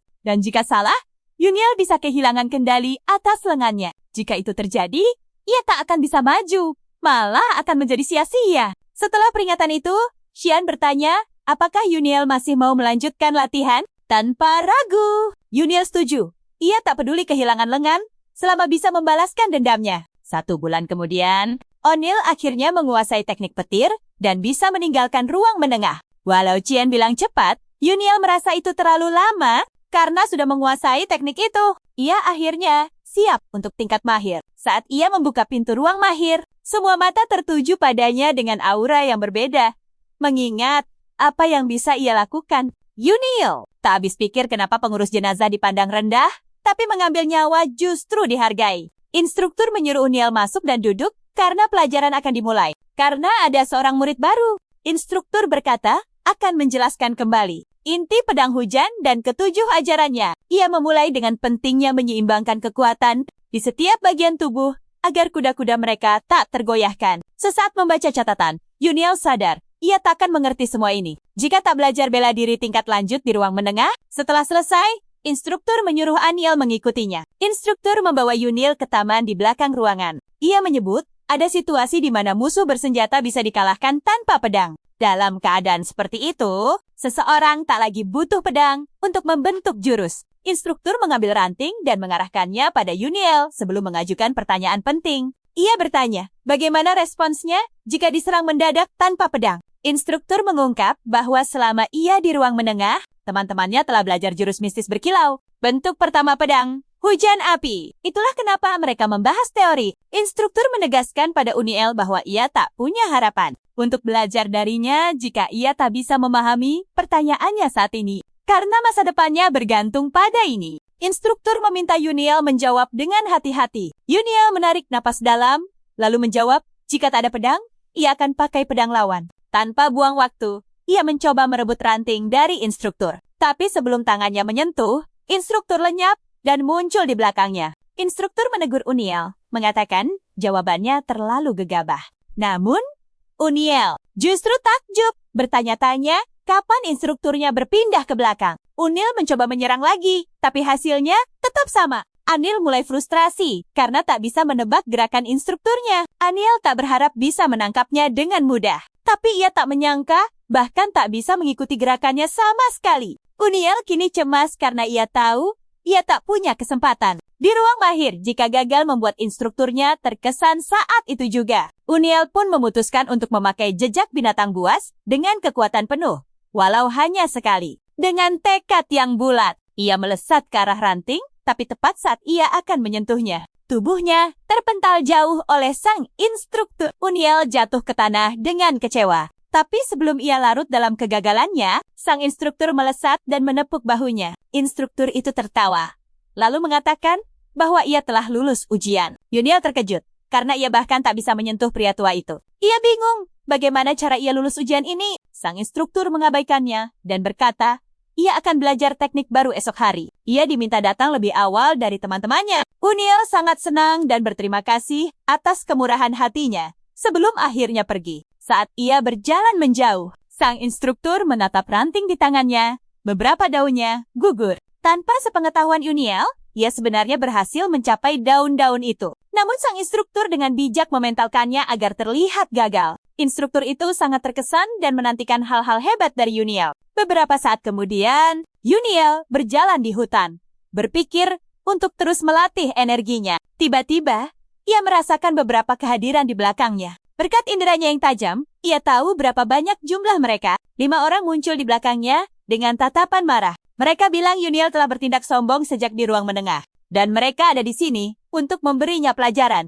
Mereka menyombongkan diri sebagai 5 pedang puncak yang akan menyingkirkannya. Bukannya berdebat dengan kelima orang itu, Uniel tetap waspada dan menyadari ada satu orang lagi yang bersembunyi. Tepat saat kelimanya akan bergerak, sesosok bayangan muncul dan langsung melumpuhkan pemimpin mereka. Ia jatuh hanya dengan satu pukulan, membuat yang lain ketakutan. Mereka berbalik dan melihat penyerangnya adalah murid kuat bernama Xiao Jinha. Jinha mengabaikan yang lain dan menoleh ke Uniel, mengatakan mereka perlu bicara. Keempat orang itu menarik perhatiannya, menanyakan apa yang ia lakukan. Xiao Jinha menyuruh mereka pergi karena tidak ada urusan dengan mereka. Mereka membawa teman mereka dan kabur sambil bersumpah akan kembali. Tak diragukan lagi, Uniel bisa melihat Jinha adalah orang yang kuat. Setelah Jinha memastikan mereka telah pergi, ia menoleh ke Uniel untuk menanyakan sesuatu yang penting. Ia mengarahkan pedangnya dan bertanya, "Siapa kau sebenarnya?" Uniel bingung. Sebelumnya hari itu di kelas, sang instruktur memanggil Uniel untuk mencoba tekniknya. Uniel mengambil pedangnya dan mulai mengayunkannya dengan presisi. Setelah beberapa saat mengayunkan pedangnya, ia berhenti dan bekas tebasannya terlihat jelas di tanah. Bahkan sang instruktur terkesan karena teknik Uniel memiliki niat yang mengancam. Setelah ia selesai menunjukkan kehebatannya, sang instruktur memanggil murid berikutnya, yang ternyata adalah Xiao Jinha. Saat ia melangkah, ia melewati Uniel dengan aura yang sangat mengintimidasi. Tiba saatnya Jinha menunjukkan teknik pertama dari pedang hujan api. Dia mengubah kuda-kudanya, membalas dengan jurus tandingan yang sempurna. Uniel menangkap ini sebagai sebuah peringatan. Kini berhadapan langsung, Uniel menuntut penjelasan Jinha. Jinha berteriak, menuduh Uniel hanya berpura-pura tidak tahu. Jinha mengungkap rahasia. Tak semua orang di pulau ini punya tujuan yang sama. Mendengar itu, sebuah kenyataan pahit mulai menyadarkan Uniel. Dia tahu kesempatan ini sangat luar biasa, tapi semua terasa janggal dan terburu-buru. Dia sadar kesempatan ini punya 2 tujuan. Salah satunya adalah jebakan. Dengan suara tenang, Uniel bertanya, "Apa ada penyusup di pulau ini?" Cara Uniel bertanya membuat Jinha yakin dia tidak berbohong. Jinha pun menyarungkan pedangnya. "Bukan kau yang kucari." Sebelum menghilang, Jinha memperingatkannya untuk tidak ikut campur, atau nasibnya akan berakhir. Sepeninggal Jinha, Uniel sadar ada misteri besar yang tersembunyi di balik semua ini. Wajar jika dia tidak tahu, karena fokusnya hanya pada latihan. Uniel memutuskan untuk menyingkirkan semua gangguan. Karena pada akhirnya, siapapun lawannya, dia harus siap bertarung. Tak lama, instruktur mengumumkan bahwa pelatihan mereka telah berakhir. Setelah pidato perpisahan yang membakar semangat, dia mendoakan mereka berhasil dalam perjalanan selanjutnya. Tiba-tiba, lonceng berbunyi nyaring, membuat semua peserta kebingungan. Instruktur memerintahkan mereka untuk segera menuju Gunung Batu. Beberapa saat kemudian, para peserta sudah berkumpul di Gunung Batu, di hadapan kepala instruktur. Setelah memastikan semua orang telah hadir, kepala instruktur mengumumkan, ujian ketiga akan dimulai. Para peserta saling berpandangan. Mereka bingung mendengar kata ujian ketiga. Bukankah seharusnya ini adalah ujian kedua? Di antara kerumunan, hanya Uniel yang tampaknya tidak terkejut. Jingok memberitahu bahwa semua tempat tinggal akan segera ditutup. Tak ada jalan kembali sampai 10 Master Iblis terpilih. Dia menyarankan mereka untuk mengambil semua barang yang dibutuhkan. Seorang peserta bertanya, bagaimana cara memilih 10 Master itu? Kepala instruktur terlihat sangat kecewa. Kalian sudah di sini begitu lama, tapi belum juga mengerti permainannya. Dia menjelaskan dengan gamblang. Mereka harus saling menyingkirkan satu sama lain. Bertarunglah, hingga hanya tersisa 10 orang di antara kalian. Caranya, terserah mereka. Mereka bebas lari atau bersembunyi. Tapi ada konsekuensinya. Karena seiring berjalannya waktu, wilayah aman di pulau ini akan terus menyusut. Siapapun yang berada di area terlarang akan dihabisi oleh para iblis penjaga. Para iblis itu adalah sosok berjubah mengerikan yang kehadirannya saja sudah menebar ketakutan. Bahkan Uniel merasakan aura mengerikan dari para iblis itu. Ini pertanda bahwa mereka adalah petarung yang hebat. Tiba-tiba, seorang peserta bertanya pada Hyoka. Hyoka tertawa keras mendengarnya. Dia terkesan dengan ambisi mereka yang tinggi. Hyoka memperbolehkan mereka melawan para iblis itu. Dia lalu mengungkap sebuah aturan baru. Siapapun yang bisa melenyapkan satu iblis akan langsung menjadi master iblis. Mendengar itu, semua orang terkejut. Mereka sadar, mengalahkan iblis jauh lebih sulit. Hyoke kemudian mengingatkan kembali, bekerja sama atau menyergap. Semua bebas dilakukan. Segala cara dihalalkan untuk menjadi salah satu dari 10 master iblis. Setelah itu, para peserta pun mulai bergerak. Uniel tak buang waktu dan langsung menjauh. Dia tahu dirinya telah menjadi pusat perhatian. Dia menduga akan ada yang menyergapnya, sama seperti kelompok 5 puncak sebelumnya. Prioritas utamanya adalah pavilion pengembara. Namun sesampainya di sana, dia merasakan tanah di sekitarnya terasa aneh. Saat dia berlutut untuk memeriksanya, dia merasakan seseorang mendekat, seorang pria yang sedang dikejar. Pria itu memohon bantuan Uniel. Uniel langsung waspada dengan pedangnya. Pria itu berjanji akan membalas budinya. Uniel menilai situasi dengan cepat. Luka di tubuh pria itu tampak asli. Uniel merasakan 3 pengejar, mungkin mereka satu tim. Sebenarnya, Uniel tak mau ikut campur, tapi keberadaannya bisa ketahuan karena pria itu. Sadar, tak ada pilihan lain. Uniel membawa pria itu ke lubang persembunyian rahasia. Trio pengejar itu pun akhirnya muncul.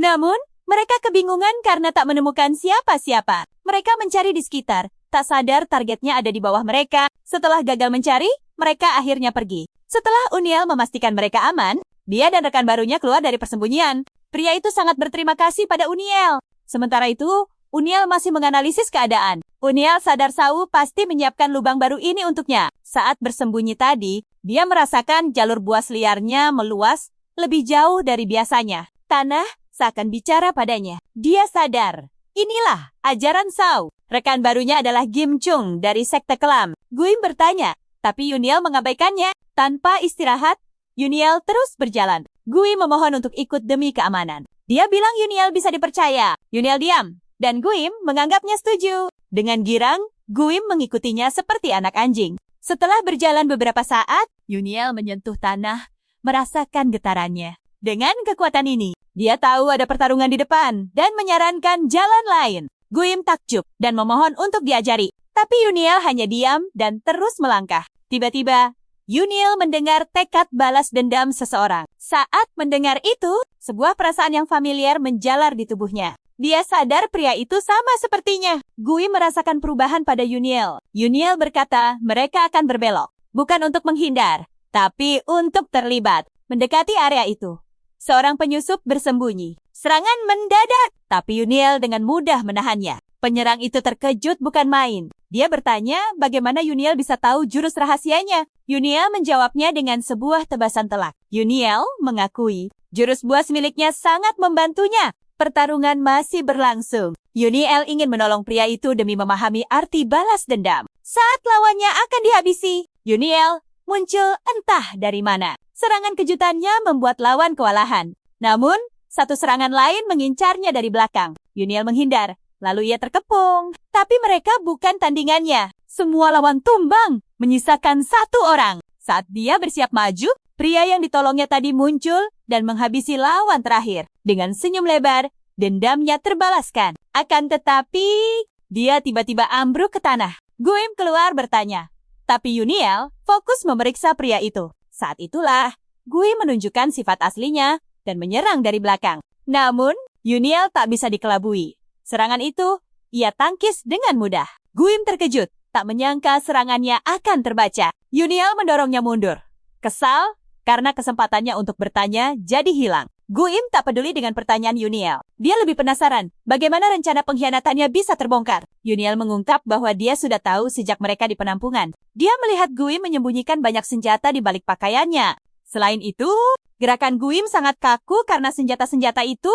Uniel mengaku hanya membiarkan Guim karena rasa ingin tahu. Dia ingin tahu apakah tipu muslihat itu berguna. Guim pun naik pitam. Dia yakin aktingnya sempurna dan Uniel hanya bicara omong kosong. Guim melemparkan semua senjatanya pada Uniel, tapi semuanya ditangkis dengan mudah, membuat Guim semakin terdesak. Rasa takut menjalar saat sadar Uniel bisa membaca semua gerakannya. Tanpa disadari, kecepatan Uniel memberinya keunggulan mutlak. Dalam sekejap, sebuah goresan mendarat di bahu Guim. Uniel berkata, mungkin Guim punya senjata tersembunyi terbaik. Tapi semua itu tak berguna jika dia tak pandai menyembunyikannya. Tak mau menyerah, Guim mengerahkan segalanya untuk serangan terakhir. Namun Yuniel menunjukkan levelnya. Dengan mudah melumpuhkannya. Setelah Guim tak berdaya, Yuniel mengakui pertarungan itu sulit. Dia bisa celaka jika tak tahu soal senjata itu. Dia menatap wajah Guim yang kosong. Tatapan khas orang yang telah kalah. Di sisi lain, wajah pria yang membalas dendam tempo hari tampak begitu tenang dan puas. Yuniel bertanya-tanya, apakah wajahnya akan sama saat misinya tuntas nanti? Yuniel mengambil pedang lawannya, memberinya kemampuan berpedang ganda. Sementara itu, sesosok misterius mengintai dari balik semak-semak. Dia mengamati setiap gerakan Yuniel, menyadari betapa berbahayanya pemuda itu. Sosok itu mengakui bakat luar biasa Yuniel, tapi dia harus lebih kuat jika ingin bertahan hidup di pulau ini. Keesokan harinya, Yuniel dikejar oleh sekelompok peserta yang ingin menyingkirkannya. Meski terluka, Yuniel terus berlari karena para pengejarnya tak akan mundur. Sambil berusaha kabur, dia memutar otak, mencari cara untuk keluar dari situasi sulit ini. Dari kejauhan, kepala instruktur dan Jingok mengawasi dari puncak gunung. Jingok melaporkan bahwa dari 86 peserta, 41 orang masih bertahan. Kepala instruktur terlihat puas. Bertahan selama 3 hari, membuktikan bahwa sisanya adalah orang-orang terampil. Dia lalu memutuskan sudah waktunya untuk menguji kemampuan mereka lebih jauh. Di sisi lain, Yuniel mengikat belatinya. Tepat saat para pengejar berhasil mendekat, dia melemparkannya ke belakang. Memberinya sedikit ruang untuk bernapas. Yuniel sadar, dia takkan punya kesempatan jika terus bertarung di tempat terbuka. Saat itulah, ia memutuskan mengubah arena pertarungan demi mencari celah. Yuniel bergegas menuju gedung sekte hujan api. Namun tanpa sepengetahuannya, sang kepala instruktur sudah menjadikan lokasi itu target selanjutnya. Yuniel berhasil masuk dan meninggalkan jejak merah untuk diikuti lawannya. Mereka mengikutinya ke ruang sempit. Mengira sudah berhasil menyudutkannya, sampai ia muncul di belakang mereka. Ia nyaris melumpuhkan orang terdekat dengan satu tebasan. Tapi serangannya berhasil ditangkis. Sambil meneriaki teman-temannya, kalau Yuniel ada di belakang. Pria itu menyombongkan diri, mengatakan mereka tak akan tertipu trik murahan. Pertarungan sengit pun terjadi. Tapi Yuniel mampu membaca semua arah pedangnya, memberinya kesempatan untuk menghindar dengan mudah. Sesaat setelah ia menghindari serangan pria itu, Yuniel mendapat kesempatan emas untuk menyerang balik, dan ia tak menyia-nyiakannya. Ayunan pedangnya begitu kuat, hingga membuat lawannya langsung tak berdaya. Sisa kelompok itu marah besar dan menyerang Yuniel serentak. Tapi mereka sadar, ruang sempit ini membatasi gerakan mereka. Sebaliknya, Yuniel justru sangat diuntungkan di posisi seperti ini. Yuniel mulai unggul, membuat para penyerangnya kewalahan. Setelah menganalisis situasi, Yuniel sadar ia bisa mengalahkan mereka semua jika bertarung 1 lawan 1.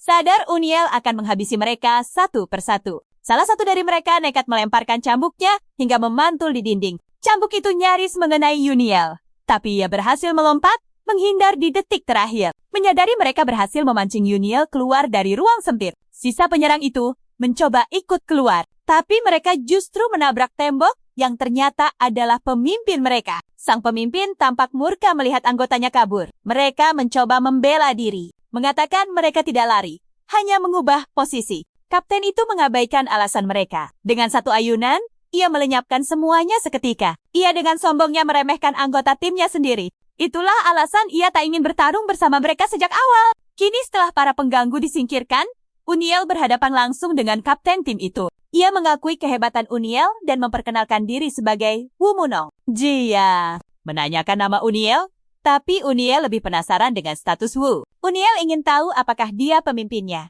dan ini membuat Wu kesal. Ia menyimpulkan tak perlu bertukar nama, karena riwayat Yuniel akan berakhir di tangannya. Wu mengayunkan cambuknya, dan sebelum Yuniel bereaksi, pedangnya hancur berkeping-keping. Wu mulai mengejek Yuniel, mengatakan kalau sekte hujan api hanya mengajarinya satu teknik bertahan. Saat itulah, Yuniel sadar, pria ini tahu segalanya tentang teknik pusaka miliknya. Tapi pertanyaannya, bagaimana dia bisa tahu?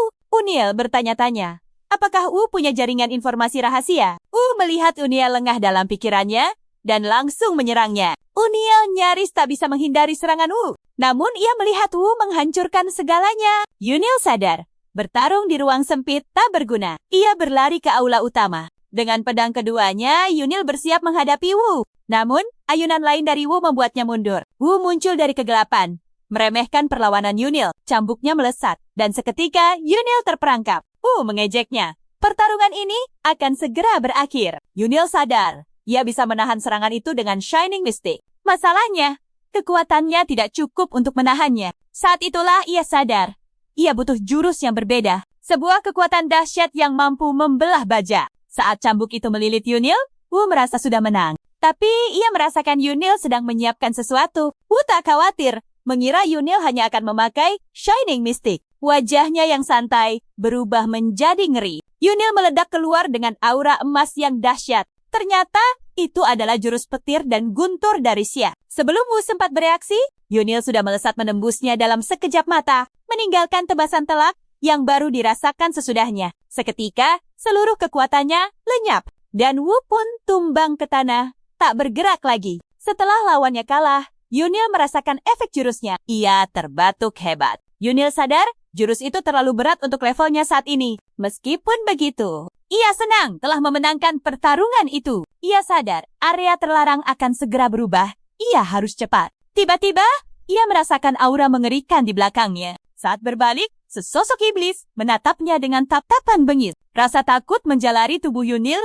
tak percaya dengan apa yang ia lihat. Ia sadar zona terlarang telah berubah saat ia sibuk bertarung. Akan tetapi, ia berpikir mungkin bisa pergi tanpa bertarung. Perlahan, ia menggerakkan kakinya mengamati iblis itu. Dan iblis itu tidak bereaksi. Yunil merasa ia bisa lolos. Mengira iblis itu membiarkannya, ia segera bergerak. Ia berlari melewatinya, tapi instingnya berteriak, bahaya. Yunil nyaris tak sempat menghindar dari serangan mematikan itu. Jantungnya berdebar kencang. Ia bahkan tak merasakan gerakan iblis itu. Jika bukan karena insting liarnya, tamatlah riwayatnya. Akhirnya, ia sampai pada satu kesimpulan. Wajah tenang iblis itu hanyalah tipuan. Begitu ia bergerak, ia akan diserang. Yunil teringat ajaran Sawu tentang predator dan mangsa. Ia belajar bahwa predator sulit menangkap mangsa yang bergerak zigzag. Tapi pada akhirnya, sang pemangsa tetaplah pemenang. Karena gerakan mangsanya menjadi sangat mudah terbaca. Memberi celah bagi predator untuk menyergap dan melumpuhkannya. Sadar kalau keterbacaan adalah kuncinya. Yunil berteriak, lalu mulai bergerak liar dengan cara yang tak terduga. Rencananya pun dimulai. Gerakan pertamanya berhasil mengelabui si iblis pemburu. Membuatnya terkesan, Yunil memulai dengan gerakan zigzag. Dan tepat saat si iblis pemburu menyadarinya, Yunil langsung menghindar menggunakan jurus binatang buas. Tepat saat ia hendak melancarkan serangan akhir, ia sadar, si iblis pemburu sudah menodongkan pedang di lehernya. Keringat dingin mengalir, menyadari dia terlambat satu langkah. Tapi anehnya, si iblis pemburu malah berhenti. Bukannya langsung mengakhirinya, Yunil melihat sekitar dan sadar dia sudah melewati area terlarang. Kaso no shitu, komeru kanahaga, kamasko no se kako, kondo sakang. Himo kamo, berbalik pergi, akhirnya memahami arti seorang seniman bela diri. Dia sadar dirinya bagai katak dalam tempurung, tak punya kesempatan sama sekali. Setelah sampai di tempat yang aman, Yunil kembali memikirkan situasi barusan. Ia sadar, kemampuan iblis pemburu itu setara dengan sosok yang mengalahkan kakeknya. Yunil mengerti, dia harus melampaui si iblis pemburu jika ingin punya harapan. Tiba-tiba, sebuah suara dari belakang berkata sedang mencarinya. Ia berbalik dan melihat seorang pria di atas batu, membahas jurus binatang buas miliknya. Mendengar itu, Yunil sadar informasinya sudah tersebar luas. Pria itu awalnya ingin memperkenalkan diri, tapi ia berubah pikiran. Baginya, Yunil akan segera berakhir, jadi tak perlu tahu namanya. Pria itu langsung menyerang, tapi Yunil dengan tenang berhasil menghindarinya. Pria itu terkesan karena Yunil menghindar dengan insting buasnya. Dia mengakui, Yunil berpotensi menjadi salah satu master iblis di masa depan. Itulah kenapa dia harus menyingkirkannya saat ini juga. Seketika, pria itu mengubah arah serangannya. Dari cara bicaranya, sesuatu yang penting terlintas di benak Yunil. Tapi, ia segera menepis semua pikiran itu agar tidak celaka. Dia menangkis serangan pria itu.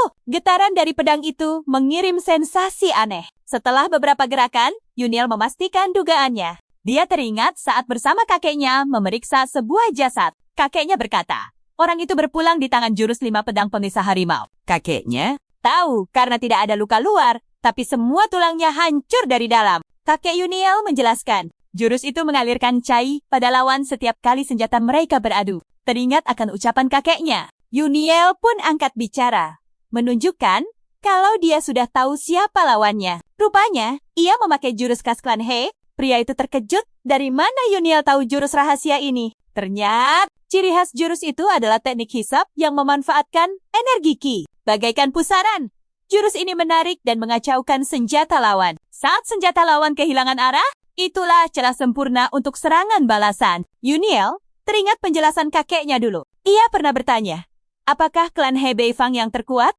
Kakeknya menjelaskan bahwa jurus itu memang hebat, tapi punya satu kelemahan fatal, yaitu penggunanya harus bertarung dari jarak sangat dekat. Mengingat hal itu, Uniel kini tahu cara melawannya. Uniel melesat maju. Pria itu pun bersiap dengan jurus andalannya. Ia sesumbar akan menyingkirkan semua bibit iblis selagi mereka masih lemah. Tepat saat Uniel mendekat, ia malah menancapkan pedangnya ke tanah. Lawannya mengira ia sudah gila. Tapi Uniel menghindar dengan gesit dan tahu-tahu sudah muncul di sisinya. Satu tendangan telak mendarat di perutnya, membuatnya mundur kesakitan. Sambil tersenyum, Uniel mengambil pedangnya kembali. Rencananya berhasil. Namun, Uniel tahu serangan tadi tidak terlalu berefek. Ia tidak cemas karena lawannya ini sudah sangat terlatih. Trik biasa, takkan mempan. Untungnya, Uniel sudah menemukan titik lemahnya. Ia teringat pesan dari instrukturnya, biarkan lawan menyerang lebih dulu, lalu balas dalam sekejap. Benar saja, lawannya menyerang, tapi Uniel tetap tenang. Ia mengikuti arus serangan itu, bersiap membalikannya di saat terakhir. Dan berhasil. Pedangnya nyaris mengenai kepala lawannya. Pria itu terperangah. Uniel memanfaatkan jurusnya sendiri untuk melawannya. Dia tidak bisa percaya ini. Teknik hisap energinya sangat kuat, bahkan bisa menarik batu besar dari kejauhan. Para ahli pedang saja kesulitan untuk menghadapinya. Mustahil anak semuda Uniel bisa menemukan cara mengatasinya. Lawannya mencoba lagi. Kali ini dengan daya hisap yang lebih kuat. Tanpa ia sadari, itu malah membuat gerakan pedang Uniel jadi lebih cepat. Uniel mendapat celah tepat saat pedangnya akan menebas. Lawannya menghindar. Ternyata ia sudah menduganya. Ia berhenti memakai jurus hisap, membuat Uniel terkejut. Dengan sombong, ia berkata, aku tak butuh jurus itu untuk mengalahkan bocah sepertimu. Pria itu menerjang maju, mengabaikan teknik hisapnya. Tapi inilah yang Uniel tunggu-tunggu. Saat lawannya semakin dekat, Uniel mengeluarkan jurus pedang hujan api. Teknik mistis bersinar untuk menjatuhkan Fan. Seperti lawan Uniel sebelumnya, Fan terkejut dengan jurus yang baru saja dilihatnya. Ternyata, Uniel mengubah jurus bertahan menjadi sebuah serangan. Sebuah risiko besar yang bisa berbalik menyerangnya. Fan bahkan mengakui kecerdasan Uniel yang mengubah cara kerja jurus itu. Uniel pun mulai beranjak pergi. Fan terheran. Kenapa Uniel membiarkannya tetap hidup? Uniel berkata Fan bukan bagian dari misinya. Jadi, tak ada alasan untuk menghabisinya. Fan lega dan berharap mereka tak bertemu lagi. Namun, saat Uniel pergi, sosok aneh muncul di belakang Fan. Seorang utusan iblis. Fan bertanya, apakah iblis itu datang untuknya? Sang iblis menjawab bahwa tugas Fan untuk sekte ortodoks telah selesai. Fan terkejut bagaimana iblis itu tahu tentang identitasnya. Sambil tersenyum sinis, sang iblis berkata kalau Fan telah meremehkan istana iblis. Seketika, sang iblis mengangkat pedang dan mengakhiri riwayat Fan. Sementara itu, Xiao Jinha sedang melawan para murid dari sekte jahat. Dalam pertarungan, mereka berhasil meracuninya. Akibatnya, dia kehilangan 95% semangat bertarungnya. Musuhnya mengejek, dia takkan selamat tanpa penawar racun dari mereka. Koto Miro no karitai ga? Jinha sadar. Bertindak sendiri adalah sebuah kesalahan karena lawannya sangat terorganisir. Bukannya menyerah, So Jinha menggenggam pedangnya dengan tangan kiri. Salah satu penyerang mengejek Jinha. Dia mengakui kalau Jinha memang kuat dan berbakat, tapi tak mungkin dia bisa langsung mahir menggunakan tangan kirinya. Mereka menyuruhnya menyerah sambil berlari untuk menuntaskannya. Jinha mencoba bertahan sekuat tenaga, tapi keadaan memburuk. Dia terkena jarum beracun lagi. Jinha tahu, waktunya tinggal 10 menit tanpa penawar racun. Merasa tak ada gunanya lagi melawan. Jinha akhirnya menurunkan pedangnya, pasrah menanti serangan. Tiba-tiba, salah satu dari mereka tumbang sebelum mencapai Jinha. Saat itulah mereka sadar ada orang lain di sana. Di tengah kebingungan mereka, Uniel muncul dengan aura yang mengancam. Serangan Uniel yang cepat dan tak terduga menumbangkan mereka dengan presisi. Dalam sekejap, hanya Uniel yang berdiri di antara tubuh-tubuh yang tergeletak. Rasa takut menyelimuti So Jinha. Saat Uniel mendekat, dia memohon untuk dibiarkan pergi. Uniel mengabaikannya, lalu memeriksa salah satu tubuh di tanah. Ternyata Uniel mencari penawar racun, dan dia berhasil menemukannya. Dia tampak lega. Penawar itu akan berguna untuk pertarungan selanjutnya. Tepat saat dia akan pergi, So Jinha menghentikannya. mengatakan kalau dia juga terkena racun dan waktunya tak banyak lagi. Yuniel berbalik dengan tatapan dingin. Dia berniat menyingkirkan semua, termasuk Seo Jinha. Yuniel tak menghabisinya karena menganggap riwayatnya sudah tamat. Seo Jinha sadar, Yuniel benar. Dia hanyalah pesaing karena putus asa. Jinha menawarkan kerjasama demi sebuah penawar. Yuniel bertanya, mengapa dia harus membantunya? Jinha mengingatkan, masih ada sekitar 20 peserta lain. Mereka semua berkelompok, dan Yuniel takkan bisa melawan sendirian. Jinha berjanji akan membocorkan kelemahan lawan jika dibantu. Ditambah lagi, Jinha bersumpah tidak akan berkhianat. Setelah berpikir sejenak, Yuniel percaya kalau Jinha bukan tipe orang licik. Jinha sekali lagi meyakinkan Yuniel kalau dia akan setia sampai akhir dan takkan mengkhianatinya. Akhirnya, Yuniel setuju, lalu melemparkan penawar racun itu pada Jinha. Jinha segera mengobati lukanya. Tapi saat itu juga, bel penanda area terlarang baru berbunyi. Begitu Yuniel mendengarnya, dia menyuruh Jinha untuk segera pergi dari sana. Jinha bingung, tapi Yuniel membentaknya untuk berpikir. Dia mengingatkan bahwa sebagian besar area sudah dibatasi. Dengan pembatasan baru, ini hanya berarti satu hal. Semua peserta yang tersisa akan berkumpul di lokasi mereka. Bahkan, sebelum dia selesai bicara, kelompok lain muncul mengepung mereka. Yuniel tahu mereka terlambat. Saat mengamati para lawan, matanya tertuju pada seorang pria yang tampak berbeda. Pria itu memakai syal merah dengan aura yang sangat dingin. Karena mereka adalah gabungan beberapa kelompok, salah satu dari mereka menyarankan untuk menyingkirkan Jinha lebih dulu. Ternyata, semua orang sudah tahu tentang kekuatan Jinha dan Yuniel. Sadar kalau posisi mereka sangat terjepit, Jinha meraih kembali botol penawar yang diberikan Yuniel. Sebuah ide cerdik terlintas.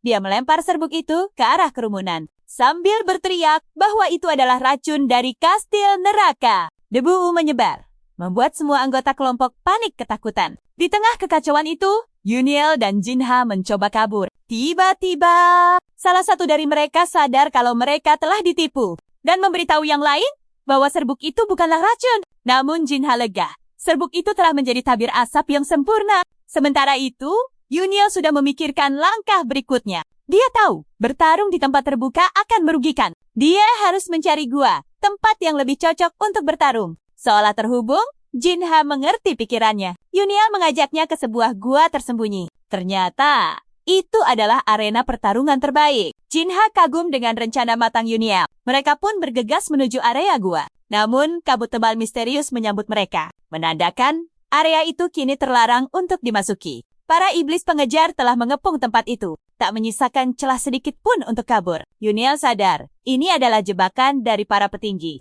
Jinha mulai panik dan bingung harus berbuat apa. Yuniel yakin mereka tidak akan diserang selama mereka tidak melewati kabut itu. Menurutnya, terkepung bukanlah pilihan yang buruk. Tanpa pilihan lain, keduanya bersiap bertarung. Kelompok pengejar akhirnya menampakkan diri. Wajah mereka menunjukkan amarah yang membara. Tanpa basa-basi, mereka langsung menyerbu. Dari atas, kepala instruktur sedang mengamati. Pertarungan ini akan menjadi penentu segalanya. Belati tajam melesat cepat ke arah Yuniel. Namun, ia menghindar dan langsung balas menyerang. Satu, lawan jatuh. Jinha pun mulai beraksi.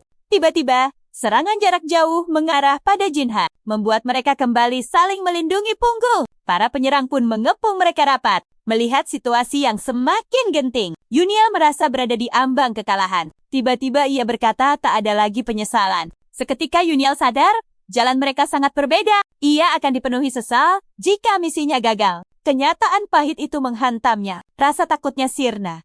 Fokusnya menajam seketika. Posisi berbalik, kini pemburu menjadi buruan. Dua lawan pertama bahkan tak sadar apa yang terjadi. Begitu cepat, Jinha sampai tidak menyadarinya. Tekniknya berubah, menebas lawan dengan mudah. Lawan lainnya panik melihat jurus barunya. Sadar akan bahayanya, target pun beralih padanya. Semua perhatian kini tertuju pada Yuniel. Namun, seluruh inderanya telah mencapai puncaknya. Ia mengingat setiap gerakan dari Sawu. Saat itu, gerakannya menjadi tak terduga. Lawan berjatuhan, tak mampu mengikuti sosoknya. Bahkan, kepala instruktur terkejut dengan pemandangan itu. Yuniel menebas ke segala arah. Tapi serangan mendadak muncul, dan Yuniel baru menyadarinya di detik terakhir. Dia sigap menangkisnya dengan pedang, tapi kekuatan dahsyat itu menghancurkan pedangnya dan membuatnya terpental jauh. Jinha panik melihat kondisi Yuniel dan berteriak menyemangatinya. Yuniel sedikit limbung akibat pukulan itu. Saat sadar, dia sudah berada di tengah kabut tebal. Dia terkejut dan saat menengadah, sesosok iblis menatapnya, siap menghabisinya. Tiba-tiba, kepala instruktur berteriak memberi perintah. Saat iblis itu mendekat, Sawu muncul dan menodongkan pedang, menandakan Yuniel selamat. Yuniel menatap mata gurunya. Lalu semuanya menjadi gelap. Kepala instruktur berteriak dengan panik, meminta tabib terbaik untuk menyelamatkan Yuniel. Jingok memprotes keputusan untuk menghentikan ujian. Tapi sang instruktur siap menanggung semua risikonya. Jauh di dalam hatinya, instruktur itu bersorak. Dia telah menemukan permata yang langka. Dia yakin Onol akan menjadi satu dari 10 Master Iblis. Beberapa waktu kemudian, Tetua Wawimong menanyakan alasan instruktur mengacaukan rencana. Rencananya adalah memilih 10 Master Iblis dan 2 jenius. Seharusnya, total ada 12 peserta yang terpilih. Namun O'Neill meloloskan 14 orang, walau tahu risikonya. Kepala instruktur berkata pada WA, dia siap menerima hukumannya. Wah khawatir akan reaksi para utusan dari 10 sekte iblis. Namun, kepala instruktur meyakinkan Wah, dia yakin para petinggi akan melihat potensi yang sama dalam diri Yuniel. Yuniel terbangun di sebuah ruangan asing yang beraroma obat. Dia sadar, lukanya telah dirawat di ruangan ini. Dia memeriksa tubuhnya. Semua luka luar dan dalamnya telah pulih total. Dia sangat terkesan. Tak disangka, tabib dari Istana Iblis begitu hebat. Setelah tenaganya pulih, dia beranjak keluar dan bertemu seorang pelayan yang mengajaknya pergi. Pelayan membawanya ke aula utama. Yuniel terpesona dengan kemegahan tempat itu. Dia bertanya di mana mereka berada. Ternyata ini adalah pusat pulau neraka. Yuniel sadar, ini adalah area terlarang yang belum pernah ia lihat. Setelah Yuniel duduk dengan nyaman, pelayan menawarinya makanan. Yuniel memesan 2 mangkuk mie. Tak lama kemudian, mie pesanannya tiba. Makanan ini mengingatkannya pada sang kakek. Saat akan makan, Jinha muncul dan menggodanya soal 2 mangkuk mie itu. Yuniel belum ingin berteman. Yuniel bertanya, apa mau Jinha? Yang kemudian berterima kasih karena telah diselamatkan. Jinha mengakui, tanpa Yuniel, mungkin ia sudah tiada. Yuniel merasa bukan dia pahlawannya. Tapi Jinha menjelaskan fakta lain. Namun, keputusan instruktur kepala yang tiba-tiba menyelamatkan Yuniel ternyata juga menjadi alasan Jinha selamat. Yuniel terkejut mendengarnya. Dan lebih kaget lagi saat tahu ia tak sadar selama 4 hari. Yuniel mengira hanya pingsan sehari. Tapi Jinha bilang ia beruntung karena sang tabib gila ada di dekat sana. Mengenai tabib gila, ia dianggap sebagai tabib terbaik. Namun setelah gagal menyembuhkan kekasihnya, mentalnya menjadi tidak stabil. Pada dasarnya, dia adalah seorang penyembuh ajaib yang bisa menyelamatkan siapapun selama napas masih berhembus. Yuniel merasa terhormat karena diselamatkan oleh tabib legendaris itu. Tanpa bertanya, Jinha ikut memakan mie Yuniel sambil memberikan informasi lain. Ia menyebutkan bahwa para iblis pembunuh sebenarnya adalah master yang dikirim oleh 10 sekte iblis. Rupanya, para sekte itu akan datang untuk memilih penerus mereka. Yuniel pun bertanya-tanya kenapa instruktur kepala menyelamatkannya. Jinha menjawab bahwa ia juga baru saja akan menanyakan hal yang sama. Karena instruktur kepala sangat ingin Yuniel menjadi salah satu dari 10 master iblis. Jinha curiga Yuniel punya hubungan dengan instruktur kepala. Atau ini ada hubungannya dengan sekte Yuniel. Yuniel menepis tuduhan itu dan mengatakan ia tidak mengenalnya. Saat Yuniel mendengar instruktur kepala sedang dihukum berat atas tindakannya, Jia mulai bertanya-tanya mengapa orang yang tak ia kenal mau mengambil risiko sebesar itu untuknya. Tiba-tiba, sebuah suara keras mengalihkan perhatian semua orang. Menandakan para petinggi dari 10 sekte iblis telah tiba. Para peserta segera berkumpul, menatap para petinggi dengan aura dahsyat yang memasuki ruangan. Tanpa membuang waktu, Bulso, wakil master dari sekte Necromancer, mulai bergerak. Dia menunjuk seorang pria bernama Yang Munho dan memintanya bergabung dengan sekte Necromancer. Yang ragu, karena selama ini ia berlatih pedang dan belum pernah memegang tombak. Bulso memberitahunya bahwa hal itu tidak penting, karena fisiknya terlahir cocok untuk tombak nekromansi. Bulso menunjukkan bahwa yang tidak bisa mencapai puncak, potensinya saat menggunakan pedang dan tombak adalah pilihan terbaik untuknya. Dengan kata-kata itu terngiang di kepalanya, yang dengan cepat mengikuti Bulso. Setelah Bulso selesai, seorang pria tua lain, Jok Yahan, maju. Dia adalah wakil master dari Kastil Darah Neraka. Mengejutkan, Jok Yahan memanggil Jinha untuk bergabung dengan sekte neraka. Dan ini membuat Jinha terkejut. Jinha tidak percaya Jok Yahan serius memanggilnya. yang dikenal sebagai jenius pedang sejak kecil. Untuk bergabung dengan kastil darah neraka yang menciptakan para ahli racun, Jok menjelaskan bahwa racun paling menakutkan di dunia adalah hati yang beracun. Rupanya, sebelum ujian ketiga dimulai, Jinha telah memanfaatkan seorang gadis dari kantor marshal kastil neraka untuk menyingkirkan semua peserta. Dan setelah gagal, dia mengakhiri hidup gadis itu untuk memastikannya diam selamanya. Jinha segera membela diri. Gadis itu yang menawarkannya lebih dulu. Namun, Jok Yahan memberitahu Jinha bahwa dia sama sekali tidak berniat menyalahkannya. Karena dia kagum pada Jinha yang bersedia melakukan apa saja demi tujuannya. Jok memperingatkan Jinha, jalan pedang bukanlah takdirnya di Murim. Jok berhasil meyakinkan Jinha bahwa bakatnya ada pada racun, bukan pedang. Setelah melihat cara O'Neill memainkan pedang, meski baru belajar, Jinha yakin kalau dia memang tidak punya bakat berpedang. Oleh karena itu, dia memutuskan pergi ke istana neraka, dan Ja dengan senang hati membawanya. Saat itu, pendekar pedang terkuat dari Jalan Iblis, Wee Hyokun, melangkah maju untuk memilih. Wee sangat disegani karena kekuatannya dan berasal dari sekte pedang api. Bahkan, O'Neill merasakan tekanan dari Wee dan semua orang tegang menanti pilihannya. Wee mengejutkan semua orang saat memanggil nama O'Neill untuk mengikutinya. Wee mengaku telah mendengar banyak tentang O'Neill dan ingin melihat kemampuannya. Tepat saat Wee berbalik untuk pergi, O'Neill melakukan hal tak terduga. Dengan berani menyatakan tidak tertarik bergabung. Wee bertanya lagi, seolah tak percaya dengan pendengarannya. Amarah Wee meledak. Tak percaya seorang murid berani menolak Master Iblis. Auranya yang dahsyat langsung membuat O'Neill berlutut. Tapi O'Neill berhasil angkat bicara, mengatakan dia berhak menolak. Wee lalu bertanya kemana dia akan pergi. O'Neill dengan tenang menjawab ingin pergi ke pavilion binatang pengelana. Jawaban itu membuat Wee semakin murka, karena pavilion itu dianggap remeh, dan dia yakin O'Neill sedang mengejek sekte pedang api miliknya. Wee terus menekan O'Neill dengan aura mengerikannya. Akhirnya, O'Neill mengerti kenapa dia dianggap pendekar pedang terkuat. Tiba-tiba, O'Neill merasakan kelegaan. Saat mendongak, dia melihat Sawu berdiri di antara dirinya dan tekanan Wee. Hal ini membuat Wee semakin marah. Karena tak percaya seorang master pavilion rendahan berani menghalanginya. Aura dari Wee meningkat, membuat Sawu sedikit tidak nyaman, dan bahkan tangannya meraih pedang. Semua yang melihat menahan napas. Mereka tak percaya Sawu berani menghunus pedang di depan orang terkuat. Dengan suara yang berat, Wee memperingatkan Sawu untuk tidak melewati batas hanya karena dia dekat dengan Jingak. Salah satu wakil master sadar, semua murid bisa celaka jika Wee marah. Dia tahu, ini tugasnya untuk segera turun tangan dan meredakan situasi. Tepat saat Wee hendak menarik pedangnya, wakil master itu segera maju menahan pedang Wee sambil berbicara selembut mungkin. Ternyata wakil master itu adalah Dan Sion dari sekte binatang pengelana. Dia memohon pada Wee untuk melupakan masalah ini. Para tetua lain yang ada di sana juga membujuk Wee. Wee terdiam sejenak sebelum akhirnya membuat keputusan mengizinkan sekte binatang pengelana untuk membawa O'Neill. Sawu segera memberitahu O'Neill untuk pergi sebelum Wee berubah pikiran. Jauh di lubuk hati, O'Neill merasakan aura mengerikan. Wee jelas berniat menghabisinya. Setelah meninggalkan istana, Sawu memuji O'Neill. Ia bilang O'Neill berkembang pesat, dan O'Neill membalas pujiannya. Tak lama mereka tiba di pavilion yang ramai seperti desa. O'Neill kaget. Ia kira tempat ini sepi, tapi semua orang tampak ceria dan memperhatikan. Karena Kapolo Taisi, O'Neill heran.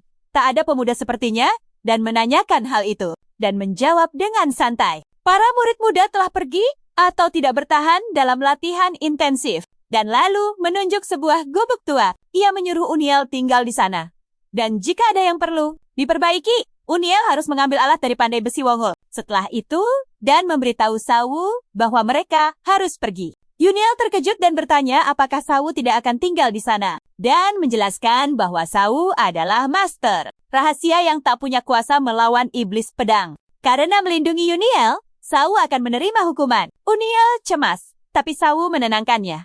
Berkata itu hanya hukuman ringan. Sawu mencairkan suasana. Ia menepuk punggung O'Neill. Jangan berbuat aneh selagi aku pergi. Sepeninggal Sawu, dan berkata O'Neill belum resmi menjadi murid pavilion. Dan berkata, meski O'Neill adalah salah satu dari 10 master iblis, itu tidak berarti ia otomatis menjadi murid di sini. Alasannya, mereka tidak menerima orang yang lemah di pavilion ini. O'Neill bertanya syaratnya, dan menjawab santai. Jadilah kuat, dan menjelaskan sekte ini tak punya aturan formal seperti yang lain. Kata Dan, Sekte mereka tidak memaksakan. Sumpah setia. Yang penting adalah belajar ilmu bela diri dan menjadi kuat. Dengan cara itu, ia akan diakui sebagai murid. Dan semua orang di sini adalah gurunya.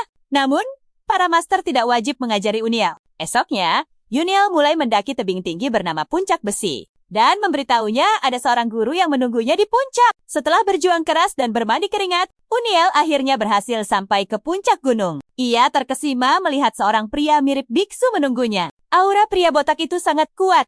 Tapi Uniel tetap tenang. Ia memperkenalkan diri dan menjelaskan tujuannya. Tapi pria itu bertanya, teknikmu saat ini belum cukup. Uniel bingung. Lalu pria itu merasakan energi murni dari tubuhnya. Pria itu berkata, energinya begitu besar, seolah Uniel telah berlatih sejak kecil. Uniel menyangkal, ia mengaku tak pernah belajar teknik kultivasi apapun. Mendengar itu, pria botak tersebut tampak terkejut. Pria itu menyimpulkan hanya ada dua kemungkinan. Entah Uniel seorang pembohong, atau ia belajar dalam mimpinya. Uniel mati-matian membela diri. Ia bersumpah tidak berbohong dan mempersilahkan pria itu memeriksanya. Pria itu tertarik dan bertanya apa boleh ia memeriksa aliran trukinya yang disetujui Uniel. Pria botak itu pun mulai mengamati tubuh Uniel. Ia terperanjat. Tubuh Uniel penuh truci. Namun energinya sama sekali tidak bersirkulasi. Artinya, ia mengumpulkan energi di dantian bawah tanpa jurus apapun. Pria botak itu tak percaya. Fenomena ini mungkin terjadi. Seketika,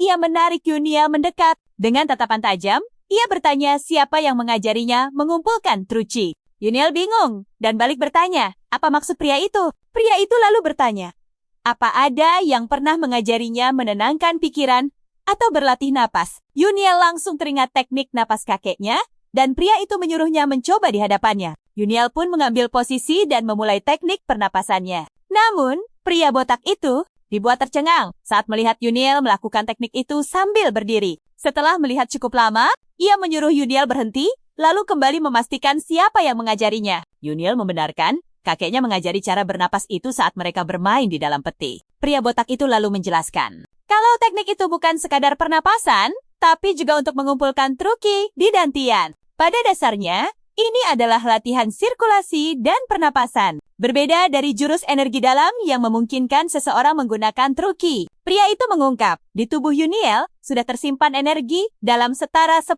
tahun. Ia lalu bertanya nama kakek Uniel, dan Uniel menjawab, Bujanyang. Begitu nama itu disebut, pria botak itu tersadar, hanya ada satu orang di Murim dengan nama itu. Dia adalah pendekar pedang terkuat dari jalur iblis. Dia juga mantan wakil ketua di Istana Iblis. Tapi Uniel tak percaya, mana mungkin orang sehebat itu hanya menjadi perawat jenazah. Pria botak itu kemudian menyebutkan detail aneh lainnya. Teknik pernapasan yang Janyang ajarkan pada Uniel adalah milik sekte Shaolin. Uniel terkejut, karena itu berarti teknik tersebut berasal dari sekte lurus. Muncul pertanyaan besar, apa kakeknya dulu seorang master dari sekte lurus? Rasa takut menjalari tubuh Uniel. Jika kebenaran ini sampai terungkap, skenario terbaiknya, ia akan kehilangan gelar Master Iblis. Skenario terburuknya, nyawanya bisa melayang. Namun, pria botak itu menenangkannya, karena ia tidak meragukan Uniel. Istana Iblis pasti sudah memeriksa latar belakangnya, dan karena tak ada temuan, dia aman. Pria botak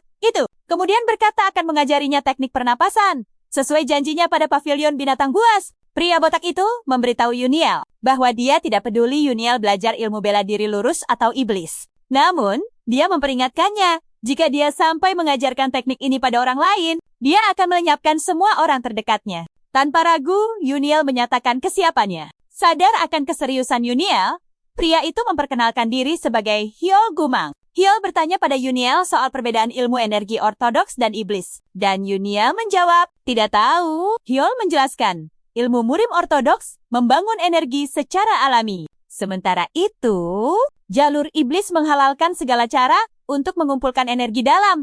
Inilah alasan mengapa mereka punya energi yang melimpah. Tapi, cara mereka berlawanan dengan sifat tubuh manusia. Namun pada akhirnya, Master Murim Ortodoks tetap lebih unggul berkat energi sejati mereka. Hyol lalu mengungkapkan bahwa ilmu yang akan diajarkannya berada di luar batas ilmu iblis. Dia mengklaim bahwa ilmunya adalah yang paling hebat dan ajaib di antara semuanya. Akan tetapi, kekuatan sebesar itu datang dengan harga yang menyakitkan. Dia mengaku pernah sampai memakan jarinya sendiri saat berlatih. Rupanya, mereka yang tahan rasa sakit itu bisa menyatukan tubuh dengan energi dalamnya. Hyol pun mengaku bahwa dia pernah menjadi master dari kuil naga biru. Namun dia difitnah, lalu diusir dengan energi dalam yang tersegel. Saat memulihkan diri, dia ditolong oleh pavilion hewan pengelana. Karena itulah dia berjanji akan mengajarkan ilmunya sebagai cara untuk membalas budi. Jika dia gagal mengajari Uniel, janjinya pun akan gugur. Hyol berkata dia harus mengujinya lebih dulu. Hyol akan menusuk 365 titik akupunktur Uniel sekaligus. Ini bertujuan untuk membersihkan jalur energinya. Sebagai persiapan, Hyol mengingatkan Uniel bahwa ini akan sangat menyakitkan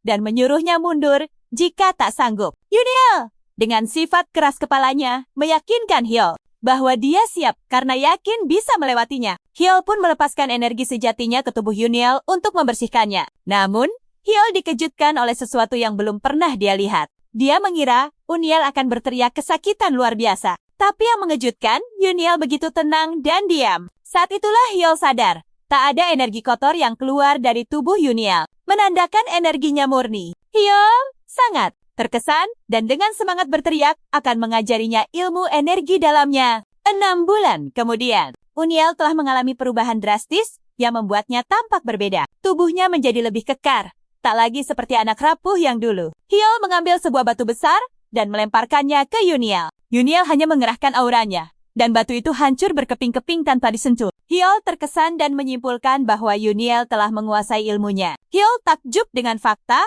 bahwa Uniel bisa mempelajari ilmunya hanya dalam 6 bulan. Selama ini, dia berhasil menyalurkan Trueki yang terkumpul setelah mempelajari teknik sirkulasi. Hai, lalu mengajak mereka melanjutkan ke tahap berikutnya. Uniel bersiap menyalurkan chi-nya dan merasa bersyukur. Berkat ajaran itu, dia bisa mencapai tingkat pertama dalam sekejap. Meskipun begitu, Uniel merasa masih tertinggal dan ingin mencapai tingkat kedua sebelum turun gunung. Didorong oleh tekadnya yang kuat, Uniel berhasil menembus ke tingkat selanjutnya, mengejutkan Hi. Hi tak percaya Uniel mencapai tingkat 2, alam tulang dan otot murni. Ini adalah tingkat untuk penguatan tulang dan otot secara maksimal. Namun, perubahan mendadak itu membuat tubuhnya tertekan, dan Uniel mulai kesakitan. Sambil menahan sakit, dia bertekad untuk terus maju sampai akhir. Hyol segera ke belakang Uniel untuk membantunya. Dia memintanya untuk mengosongkan pikiran dan fokus pada tujuannya. Hyol sadar tubuh Uniel tak dapat menahan Trueki karena perubahan mendadak itu.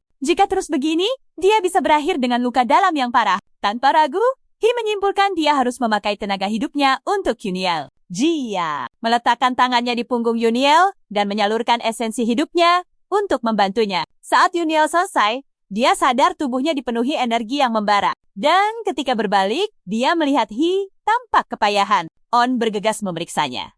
Bertanya, apa dia memberikan Trueki miliknya? Hai menenangkan Uniel yang khawatir. Karena dia tak bisa meninggalkan pavilion sampai Uniel belajar dengan benar. Uniel pun terkejut menyadari Hi sebenarnya orang yang peduli di balik sikap kerasnya. Uniel sangat berterima kasih atas bantuannya dan berjanji tak akan melupakan perbuatannya. Namun, Hyol menyuruh Uniel untuk melupakan keberadaannya. Uniel terkejut mendengarnya, karena hal yang sama dikatakan Sawu saat kompetisi. Hai lalu berkata pada Uniel satu-satunya cara membalas budi adalah dengan menguasai teknik pernapasan dan mencapai tingkat 8 alam asal mula agung. Uniel menarik napas dalam dan meyakinkan Hall bahwa dia akan mencapai tingkat yang tak bisa dicapainya.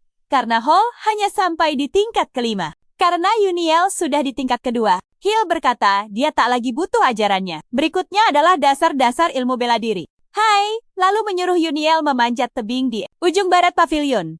Karena disitulah tempatnya berlatih ilmu bela diri. Uniel berterima kasih atas segalanya dan membungkuk hormat pada Hall. 3 bulan setelahnya, salah satu pasukan elit sekte, pasukan Wind Cloud, kembali ke pavilion. Pasukan itu kembali dengan terbang di atas atap untuk pamer.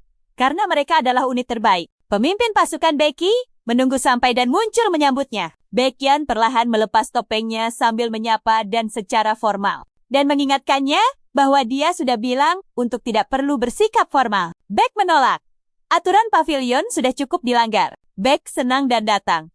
Karena ia memang mencarinya. Baek menuntut kenapa dan membawa salah satu master iblis. Dan pun mengungkapkan bahwa Uniel yang memilih sekte mereka. Baek terkejut. Seorang junior memilih mereka dan membenarkan. Keputusan itu hampir membuatnya bertarung dan menggoda Baek. Seharusnya dia bangga pada Uniel. Beck tidak senang, itulah sebabnya Sekte Api menarik diri. Beck membentak dan mengingatkan sekte mereka sedang dalam bahaya. Menerima Uniel hanya memperburuk keadaan dan tersenyum mendengarnya. Mengingatkan Beck bahwa pavilion mereka tidak pernah peduli dengan politik. Tujuan mereka adalah ilmu bela diri. Beck terpaksa setuju dengan Dan, tapi ia ingin melihat Uniel. Sementara itu, Uniel mengunjungi guru lain, Goal, sang pencuri agung dengan teknik Swift Phantom-nya. Goal menyombongkan tekniknya. Banyak yang gagal dan menjadi lumpuh mempelajarinya. Goal yakin Uniel akan menjadi korban selanjutnya. Namun, betapa terkejutnya dia. Uniel menguasainya hanya dalam sebulan. Goal terkejut, namun bahagia telah menemukan pewaris. Karena itu, dia memutuskan untuk menutup dojonya. Uniel harus menyempurnakan tekniknya sendiri untuk pertarungan nyata. Beberapa waktu kemudian, Beck dan Dan mengawasi latihan Uniel dari atas tebing. Beck yakin Uniel takkan bisa menguasai teknik sesulit itu. Namun, Beck ternganga melihat gerakan Uniel. Ia bertanya apa Uniel sudah berlatih sejak tiba, dan bilang Uniel sudah belajar teknik lain sebelumnya. Perlahan-lahan, Beck sadar rumor itu benar dan membenarkannya. Dan menyebutkan bahwa Sawu memberikan semua air spiritualnya yang membantunya membuka saraf transendental. Beck tak setuju, air spiritual saja tidak cukup. Dan lalu berkata bahwa dirinya yang bertanggung jawab karena Master Pavilion sedang bersemedi. Beck berkata, 10 sekte iblis punya masalah dengan situasi ini. Ternyata, program itu dibuat untuk melahirkan jenius pembasmi Master Ortodoks. Beck membenarkan hal itu. Tapi beberapa sekte tidak tahu dan mengirim pewaris mereka. Dan merasa ini seharusnya bukan masalah. Tapi Beck memperingatkan, masalah besar telah muncul. Ternyata, nasib tragis putra pemimpin kuil iblis putih Kang Murian disebabkan oleh Uniel. Dan tak bersimpati sama sekali. Karena baginya, itu soal kemampuan. Semua sadar akan risiko kompetisi. Beck menambahkan, bukan hanya kuil iblis putih. Sekte hujan api juga murka pada Uniel. Rupanya, mereka tak terima Uniel memakai jurus petir tiada tanding. Padahal dia bukan murid mereka. Karena hal ini, mereka terus menuntut tindakan tegas. Bahkan Xian sampai dicopot dari jabatannya. Dan heran, mereka masih ingin menghukum Uniel, padahal gurunya sudah menerima akibatnya. Beck lalu mengungkap sebuah fakta. Mereka sebenarnya ingin menguji kelayakan Uniel sebagai salah satu dari 10 Master Iblis. Jika ia gagal membuktikan diri, haknya untuk menggunakan pedang itu akan dicabut selamanya. Di tengah perbincangan mereka, Uniel tiba-tiba melompat dan bergabung. Dan memuji latihannya, lalu mengenalkannya pada Beck. Uniel menunduk hormat. Dan Beck langsung berkata ada hal penting yang ingin ia bicarakan. Dan buru-buru menyela, melarang BEC memberitahu Uniel karena dianggap percuma. Namun, Uniel memotong ucapan mereka, menyatakan siap bertanggung jawab atas segalanya. Seketika, keduanya sadar Uniel pasti sudah mendengar semua percakapan mereka. Uniel meminta maaf jika terkesan lancang. Ia mengaku menggunakan mata batin getaran C. Kangguga, asing kanggu naidala. Uniel mengonfirmasi hal itu. Ia hanya mengikuti getaran di permukaan air. Beck benar-benar syok.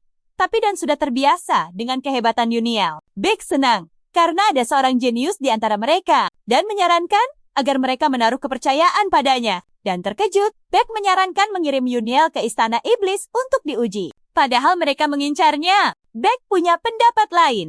Menurutnya, Istana Iblis hanya ingin menenangkan semua pihak, bukan mencelakai Uniel. Itulah mengapa ujiannya diadakan di Istana Iblis, bukan di markas mereka. Beck menegaskan, masalah akan makin runyam jika mereka menolak. Di tengah perdebatan, Uniel menyela dan menyatakan kesiapannya untuk pergi. Menurutnya, mencelakainya hanya akan memperburuk citra mereka.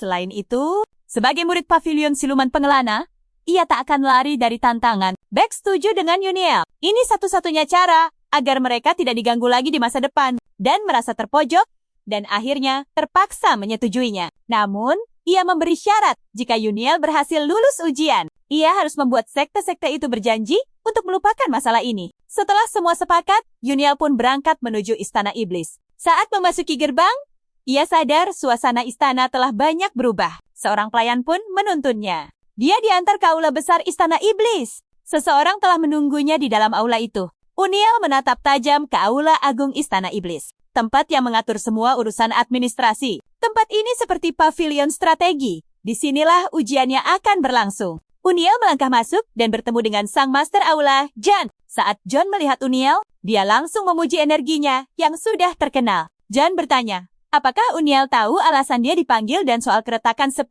sekte iblis? Uniel terpaksa bertanya, apa istana dan 10 sekte iblis adalah entitas terpisah? Mendengar pertanyaan Uniel, John sadar Uniel belum diberi penjelasan apapun. John menjelaskan, istana iblis adalah gabungan dari aliansi sekte iblis. Meski tak terpisahkan, keduanya juga tidak bisa dianggap sebagai satu kesatuan. Kata John, Master Istana biasanya dipilih dari salah satu sekte. Tapi Master sebelumnya berbeda. Dia menambahkan, tak semua sekte iblis punya hubungan baik dengan istana. Uniel akhirnya mengerti situasinya, kedua pihak hanya bekerja sama dan banyak sekte iblis yang sebenarnya membenci istana. John mengaku, rencana 10 Master Iblis bukan untuk mencari penerus, tapi untuk melatih bakat yang akan melenyapkan para Master aliran lurus. Sederhananya, kompetisi itu adalah siasat Istana Iblis untuk menyapu bersih petinggi aliansi Murim. Awalnya, 10 sekte iblis menolak rencana itu, tapi istana terus menekan mereka hingga terpaksa mengirim muridnya. Namun, beberapa murid gugur selama kompetisi. Dan karena Uniel, posisi Istana Iblis menjadi serba salah. John mengungkapkan, Uniel diundang untuk dihukum dengan kedok ujian. Dia bertanya, apa Uniel sadar akan hal itu? Dan Uniel menjawab, ya. John senang mendengar Uniel datang dengan persiapan matang. Setelah percakapan panjang, John menyarankan mereka untuk langsung ke intinya. John menyebut kuil iblis putih dan sekte hujan api memberinya akses ke pavilion 10.000. Kebenaran iblis. Itu adalah sebuah aula berisi arsip yang bisa Uniel pelajari. John memberinya sebuah lencana emas sebagai akses masuk. Ternyata aula itu punya 3 lantai. Dan lencana itu hanya untuk lantai pertama, tingkat terendah. Meski begitu, di sana ada 25.000 kitab ilmu bela diri yang akan sangat berguna bagi Uniel. Mereka pada dasarnya memberikan ini karena peluang Uniel untuk lulus ujian sangat kecil. Jadi, mereka berusaha menjaga nama baik mereka sendiri. Setelah menjelaskan semuanya, John memberitahu isi ujiannya, yaitu menahan 5 serangan dari master pilihan kuil iblis putih. John mengungkapkan, kepala instruktur bahkan melepas jabatannya demi memastikan Uniel lolos. Saat John bertanya, alasannya, ia hanya menjawab, John akan segera mengerti. Ujian sudah dekat, John pun penasaran dengan maksud sang instruktur. Setelah menerima plakat, Uniel melangkah ke lobi dan bertemu Jingak. Uniel kaget melihat Jingak di Istana Iblis. Jingak mengaku punya banyak koneksi di Aula Agung. Singkatnya, ia adalah asisten instruktur di Pulau Neraka, menggantikan Master Aula Agung yang berhalangan saat kompetisi. Mata Jingak tertuju pada plakat di tangan Uniel, menanyakan apakah ia ke pavilion kebenaran untuk ujian. Uniel membenarkannya. Karena Uniel adalah muridnya, Jingak memutuskan memberinya sebuah nasihat. Jingak memperingatkan, dunia persilatan itu kejam. Tak ada kebaikan tanpa pamrih. Kata Jingak, selalu ada niat tersembunyi atau rencana licik di balik segalanya. Jingak lalu berkata, ia percaya Uniel bisa menemukan peluang di tengah bahaya. Ia juga menambahkan perumpamaan bahwa pohon tumbuh dari akarnya. Uniel berterima kasih. Jingak pun berkata ia mendukungnya. Tak lama kemudian, Uniel tiba di pavilion 10.000 kebenaran iblis yang megah. Begitu masuk, Uniel sadar ini bukan perpustakaan biasa. Ia takjub. Semua buku di ruangan itu adalah teknik bela diri. Setelah berkeliling sejenak, Uniel sadar ini adalah jebakan. Meski ruangan ini penuh dengan ilmu rahasia, mustahil semua itu bisa dipelajari dalam sehari. Jika ia memaksa, itu hanya akan membuang waktu. Tentu ini yang diinginkan lawannya. Menyadari sekte hujan api dan kuil iblis putih ingin mengacaukannya. Uniel tahu ia harus tetap fokus. Tiba-tiba, ia teringat nasihat Jingak tentang akar pohon. Sebuah petunjuk akhirnya muncul di benaknya. Uniel mulai berlari, mencari di seluruh gedung hingga menemukan kitab teknik pembalikan binatang pengelana. Dengan semangat ia membuka kitab itu, tapi isinya membuatnya terperangah. Waktu persiapan berakhir, hari ujian pun tiba. Uniel memasuki arena dan disambut seorang tetua. Kau, Kyobong, sang pengawas ujian. Di sana juga ada Yuyong dari sekte pedang hujan api. Ada juga perwakilan pavilion binatang pengelana, Nyongga. Dan terakhir, Gaun dari kuil iblis putih. Gauk berkata, kuil putih ingin menguji kemampuan Uniel sebagai salah satu dari 10 master iblis. Gauk lalu bertanya pada perwakilan sekte hujan api dan kuil iblis putih, apakah mereka akan melupakan dendam jika Uniel lulus ujian? Keduanya bersemangat menjawab, mereka tak akan mengungkit masa lalu jika Uniel berhasil melewati ujian ini. Kesepakatan tercapai, Gao pun mengumumkan ujian dimulai. Gaun melangkah maju dan berkata, Uniel harus menahan atau menangkis 5 jurus darinya. Sebelum ujian dimulai, Gao diperintah untuk menghabisi Uniel. Namun, ia masih menjaga citra perguruannya. Karena itulah, ia hanya berencana melumpuhkan Uniel di jurus kelima. Gao langsung menyerang. Uniel terkejut melihat serangan tanpa persiapan itu. Bukti keahliannya. Serangan itu lurus mengincar Uniel. Tapi ia berhasil melompat mundur, menghindari jurus pertama. Tanpa jeda, Gao melancarkan jurus berikutnya, membuat Uniel dikepung serangan bercabang.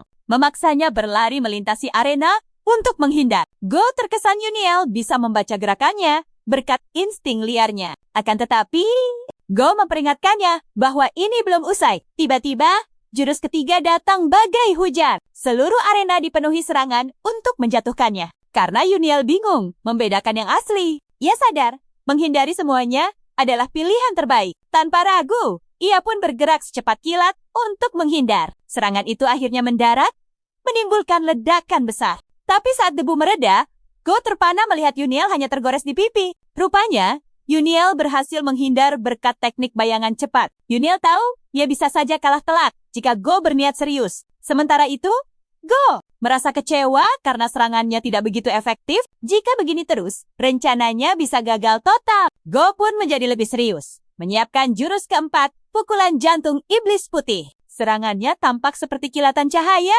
membuat Uniel terisolasi dan ragu bisa menghindarinya. Tidak diragukan lagi, Uniel yakin ia akan kalah jika gagal menghindar. Lalu, Uniel teringat buku ilmu bela diri yang ia temukan. Ia terkejut saat membukanya, karena halaman pertama justru berisi hinaan untuk perguruannya. Namun, bagian akhir buku itu justru merinci kelemahan ilmu perguruan binatang buas. Ia sadar, hinaan itu ada agar hanya para murid yang membacanya. Di dalam buku itu, Uniel belajar bahwa seorang seniman bela diri harus memakai indera dan pikirannya. Ia juga harus mempertajam indera itu saat dibutuhkan. Sekarang adalah momennya. Ia mengikuti petunjuk buku untuk mempertajam inderanya di detik terakhir. Dengan itu, ia berhasil menghindari teknik pukulan jantung iblis putih, membuat semua orang terkejut. Gao tak percaya, bahkan para master di kuilnya pun kesulitan menghindari serangan itu. Gao akhirnya mengerti mengapa mereka ingin Uniel disingkirkan. Ia melihat Uniel akan menjadi ancaman besar di masa depan. Karena itu, Gao akhirnya memutuskan Uniel harus dilenyapkan. Gao pun memutuskan menggunakan teknik dahsyat ular suci iblis putih sebagai jurus kelimanya untuk mengakhiri Uniel. Uniel awalnya berhasil menghindari serangan itu, tapi tanpa disadari, senjata itu kini memburunya. Haus akan nyawanya. Ternyata, ular dewa iblis putih adalah senjata berbahaya yang takkan berhenti sebelum memangsa korban. Melihat ini, Gao yakin Uniel akan kehilangan nyawanya. Sadar tak bisa menghindar, Uniel terpaksa menggunakan jurus petir dan guntur. Uniel menahan serangan itu, memancarkan kilatan cahaya keemasan. Namun, kekuatannya masih belum cukup untuk menahan serangan itu. Setelah bertahan selama beberapa saat, ular itu akhirnya menembus pertahanannya, melukai bahu Uniel. Serangan itu membuat Uniel terlempar jauh, tapi dia menolak untuk tumbang. Dia jatuh berlutut, dan meski lengan kanannya tak bisa bergerak, Uniel meraih pedangnya dengan tangan kirinya. Uniel mengangkat kepala dengan tatapan tajam, menunjukkan semangat bertarungnya yang tak padam. Gao terkesan sekaligus cemas, khawatir Uniel akan menjadi ancaman besar di masa depan. Karena itu, dia memutuskan untuk menghabisi Uniel saat itu juga, tepat saat dia akan melancarkan serangan berikutnya. Perwakilan pavilion binatang buas menahan lengannya, mengingatkan bahwa 5 jurusnya telah habis. Gao menepis tangan gak dengan kasar. Dia berpura-pura marah karena telah disentuh. Namun, gak membalasnya dengan tatapan yang lebih garang, meyakinkan Gao bahwa kesepakatan dengan Istana Iblis akan batal jika Gao berbuat curang. Tiba-tiba, perwakilan sekte hujan api menyela, mengatakan Uniel menggunakan jurus milik sektenya. Dia menyarankan agar ujian itu dibatalkan, sesuai dengan keluhan mereka. Gak segera angkat bicara. Dia berkata tak ada aturan yang melarang Uniel menggunakan jurus petir dan guntur. Gak. Lalu menambahkan, kalau Xian pasti akan bangga melihat Uniel menggunakan jurus itu. Perwakilan itu naik pitam, merasa gak sedang merendahkan sektenya. Gak menjelaskan bahwa Gao baru saja menggunakan jurus terkuat seni iblis putih, namun Uniel berhasil menahannya dengan jurus guntur. Gak mengatakan hanya ada satu penjelasan. Untuk ini, yaitu jurus sekte hujan, api lebih unggul dari kuil iblis putih. Mendengar itu, gak berhasil memecah belah sekte hujan api dan kuil iblis putih. Karena sekte hujan api takkan melewatkan kesempatan untuk dianggap lebih unggul. Karena itu, sekte hujan api pun terpaksa menarik diri. Gak lalu mengumumkan bahwa janji yang telah dibuat akan ditepati. Dia menyatakan O'Neill telah mendapatkan kembali gelarnya sebagai Master Iblis dan boleh menggunakan pedangnya. Setelah pengumuman itu, gak menoleh pada O'Neill untuk memberitahunya bahwa dia telah membuktikan dirinya. Saat itulah, dia melihat tatapan aneh Uniel. Gak mendekat untuk membantunya dan menyadari Uniel sudah pingsan sambil berdiri. Tak lama kemudian, Uniel terbangun di ruangan asing lagi. Dia terkejut dan heran. Kenapa selalu berakhir di kamar mewah? Lalu dia teringat ujian itu dan cemas kalau dia telah gagal. Apa jadinya jika dia gagal dalam ujian ini? Tak bisa berbuat apa-apa? Ia pun duduk dan mengalirkan chi miliknya. Saat sedang bermeditasi, ia merasakan energi Kai murni yang melimpah di tubuhnya. Ia teringat kata-kata HI tentang energi Kai 10 tahun yang ada di dirinya. Ternyata, Kai itu akan lebih mudah diakses saat titik akupunkturnya aktif. Dari apa yang ia rasakan, sepertinya ujian ini telah mengaktifkan titik itu.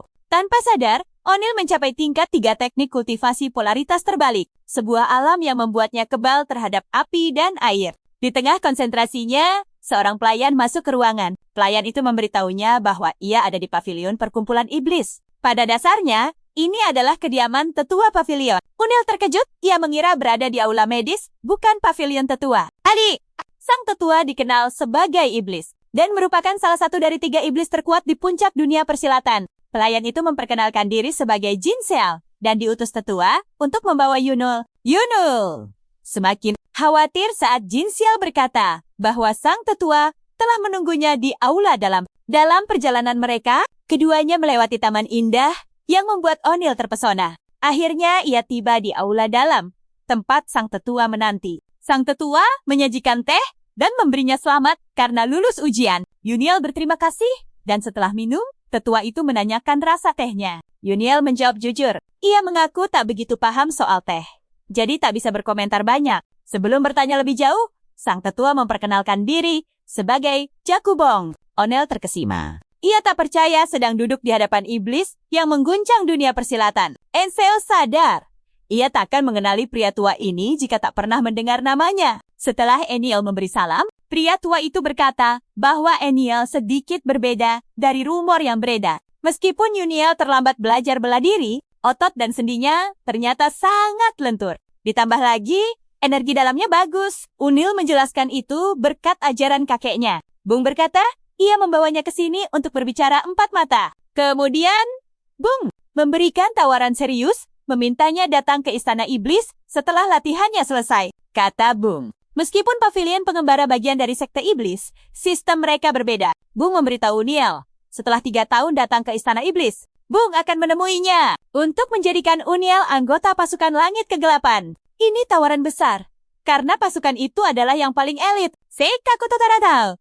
Bung bilang, jika dia bergabung dengan pasukan langit kegelapan, posisinya di puncak Istana Iblis sudah terjamin. Bung pun bertanya, apa Unil tertarik? Dan tanpa berpikir 2 kali, Unil menolaknya, membuat Bung penasaran. Unil dengan tenang menjelaskan, untuk belajar ilmunya, dia harus mempertaruhkan segalanya. Jika ada jaminan posisi, dia hanya akan menjadi pemalas. Mendengar itu, tawa Bung meledak. Dia menyukai jawaban Unil. Bung merasa Unil punya jiwa pendekar sejati. Hanya dari tawanya saja, aura yang dahsyat membuat organ dalam Unil bergetar. Bung berkata akan mengawasinya. Melihat perkembangannya selama 3 tahun, Bung bilang mereka akan bertemu 3 tahun lagi. Dan Unil mengerti kalau dia diusir. Unil berterima kasih, lalu pergi dari sana. Setelah dia menghilang, seorang master muncul. Heran, ada yang menolak tawaran semacam itu. Bung tersenyum, berkata mereka harus mengawasi jalan mana yang akan Unil pilih. Setelah tiba di tempat yang aman, Unil akhirnya bisa bernapas lega. Dia nyaris celaka hanya karena berada di dekat tetua itu. Unil sadar, satu kesalahan kecil saja bisa berakibat fatal. Unil masih mencoba menenangkan diri saat seseorang menepuk pundaknya, menanyakan keadaannya. Saat itulah Unil sadar, dia sudah sampai di kota. Dia memandang sekeliling, menikmati kedamaian yang telah lama hilang. Unil menyadari, hidupnya telah membawanya ke jalan yang tak pernah ia duga. Tiba-tiba, dia merasa diikuti. Naluri pertamanya adalah mencari senjata. Dia masuk ke toko senjata, mencari senjata untuk sekadar berlatih. Pria itu lalu menunjuk. ketumpukan senjata di sudut menyuruhnya memilih sendiri. Unil mengambil yang cocok, lalu pergi ke area terpencil di luar kota. Ketika dia merasa tempat itu aman untuk bereaksi, dia menyuruh siapapun yang mengikutinya untuk menunjukkan diri. Seketika, sekelompok pendekar berpakaian ninja muncul dari balik semak. Mereka memuji kepekaan indera Unil yang tajam. Unil terkepung. Pemimpin mereka berkata, mereka datang untuk menghentikannya sebelum latihannya selesai. Unil tetap tenang, berkata dia tak mengenal mereka. Dia tak ingin menyakiti mereka, jadi dia menyuruh mereka pergi. Para penyergap itu tertawa, berkata, Unillah yang akan berakhir. Karena para penyergap tak mau mundur, Unil memutuskan bicara dengan bahasa yang mereka pahami, yaitu kekerasan. Dia menghunus pedangnya, tapi mereka masih meremehkannya. Para penyergap segera membentuk formasi. Unil mendapati dirinya terkepung, siap diserang serentak. Unil tetap waspada, dan dalam sekejap, mereka semua menyerbunya dari segala arah. Unil berhasil menahan gelombang serangan pertama dan menyadari sesuatu. Koordinasi para pembunuh ini sempurna tanpa jeda. Dia langsung tahu, serangan sinkron mereka adalah hasil latihan lama. Walaupun kerjasama tim mereka luar biasa, insting buas Unil berhasil menemukan sebuah celah. Dia sadar, level kekuatan mereka tidak seragam. Tanpa ragu, dia langsung memanfaatkan kelemahan itu. Sebelum mereka menyadarinya, satu orang tumbang, membuat para pembunuh itu terkejut. Mereka tak menyangka pola serangan mereka bisa terbaca. Sebagai anggota sekte Wundang, seharusnya Unil takkan paham. Mereka curiga, apa Istana Iblis mengajarkan cara menembus formasi mereka? Menolak untuk menyerah. Sang pemimpin berteriak, memerintahkan untuk memakai formasi ketiga. Padahal, Unil tidak melacak formasi, tapi perbedaan kekuatan mereka. Mereka kembali menyerbu ke arahnya. Tapi seperti sebelumnya, dua orang lagi langsung tertebas. Para pembunuh mulai panik, tak menyangka teknik pedang Unil. Unil lalu menjelaskan, dia tidak sedang memakai ilmu bela diri. Dia memberitahu mereka bahwa ini adalah perjuangannya untuk bertahan. Unil menambahkan, mereka kalah karena terlalu percaya diri. Sementara dia mempertaruhkan segalanya demi tetap hidup. Pemimpin tim pembunuh itu gemetar. Posisi mereka telah berbalik. Unil sudah mengubah segalanya. Mereka yang tadinya pemburu, kini telah menjadi mangsa. Menyadari bahwa Unil adalah lawan yang tak bisa mereka hadapi. Salah satu pembunuh menyarankan agar mereka mundur dan berkumpul lagi. Saran itu membuat rekannya marah dan menebasnya. Menyebutnya pengecut yang tak punya kehormatan. Unil bertanya pada pemimpinnya, apa kehormatan lebih penting dari nyawa? Dia membela diri, mereka tak menghunus pedang demi kejayaan pribadi. Dia bersikeras mereka bertarung demi kehormatan. Dan itu membuat Unil murka. Teringat akan ayahnya, amarahnya meledak lebih dahsyat dari sebelumnya. Unil bergerak begitu cepat, menebas pemimpin dan rekan-rekannya. Pembunuh itu jatuh, menyebut Unil telah berubah menjadi iblis. Dia mulai mengutuk Unil di alam baka, tapi Unil tak peduli. Karena merekalah yang kini terkapar di tanah. Unil tak menyangka harus melenyapkan orang lagi setelah meninggalkan pulau neraka. Hal ini, pada dasarnya, memberitahunya bahwa dia terjebak dalam lingkaran kekerasan tanpa jalan keluar. Akan tetapi, dia tidak khawatir. Karena ini adalah harga yang harus dibayar di jalan balas dendam. Tiba-tiba, sebuah kereta kuda berhenti dan Beck melangkah keluar. Tampak senang. Dengan apa yang dia lihat,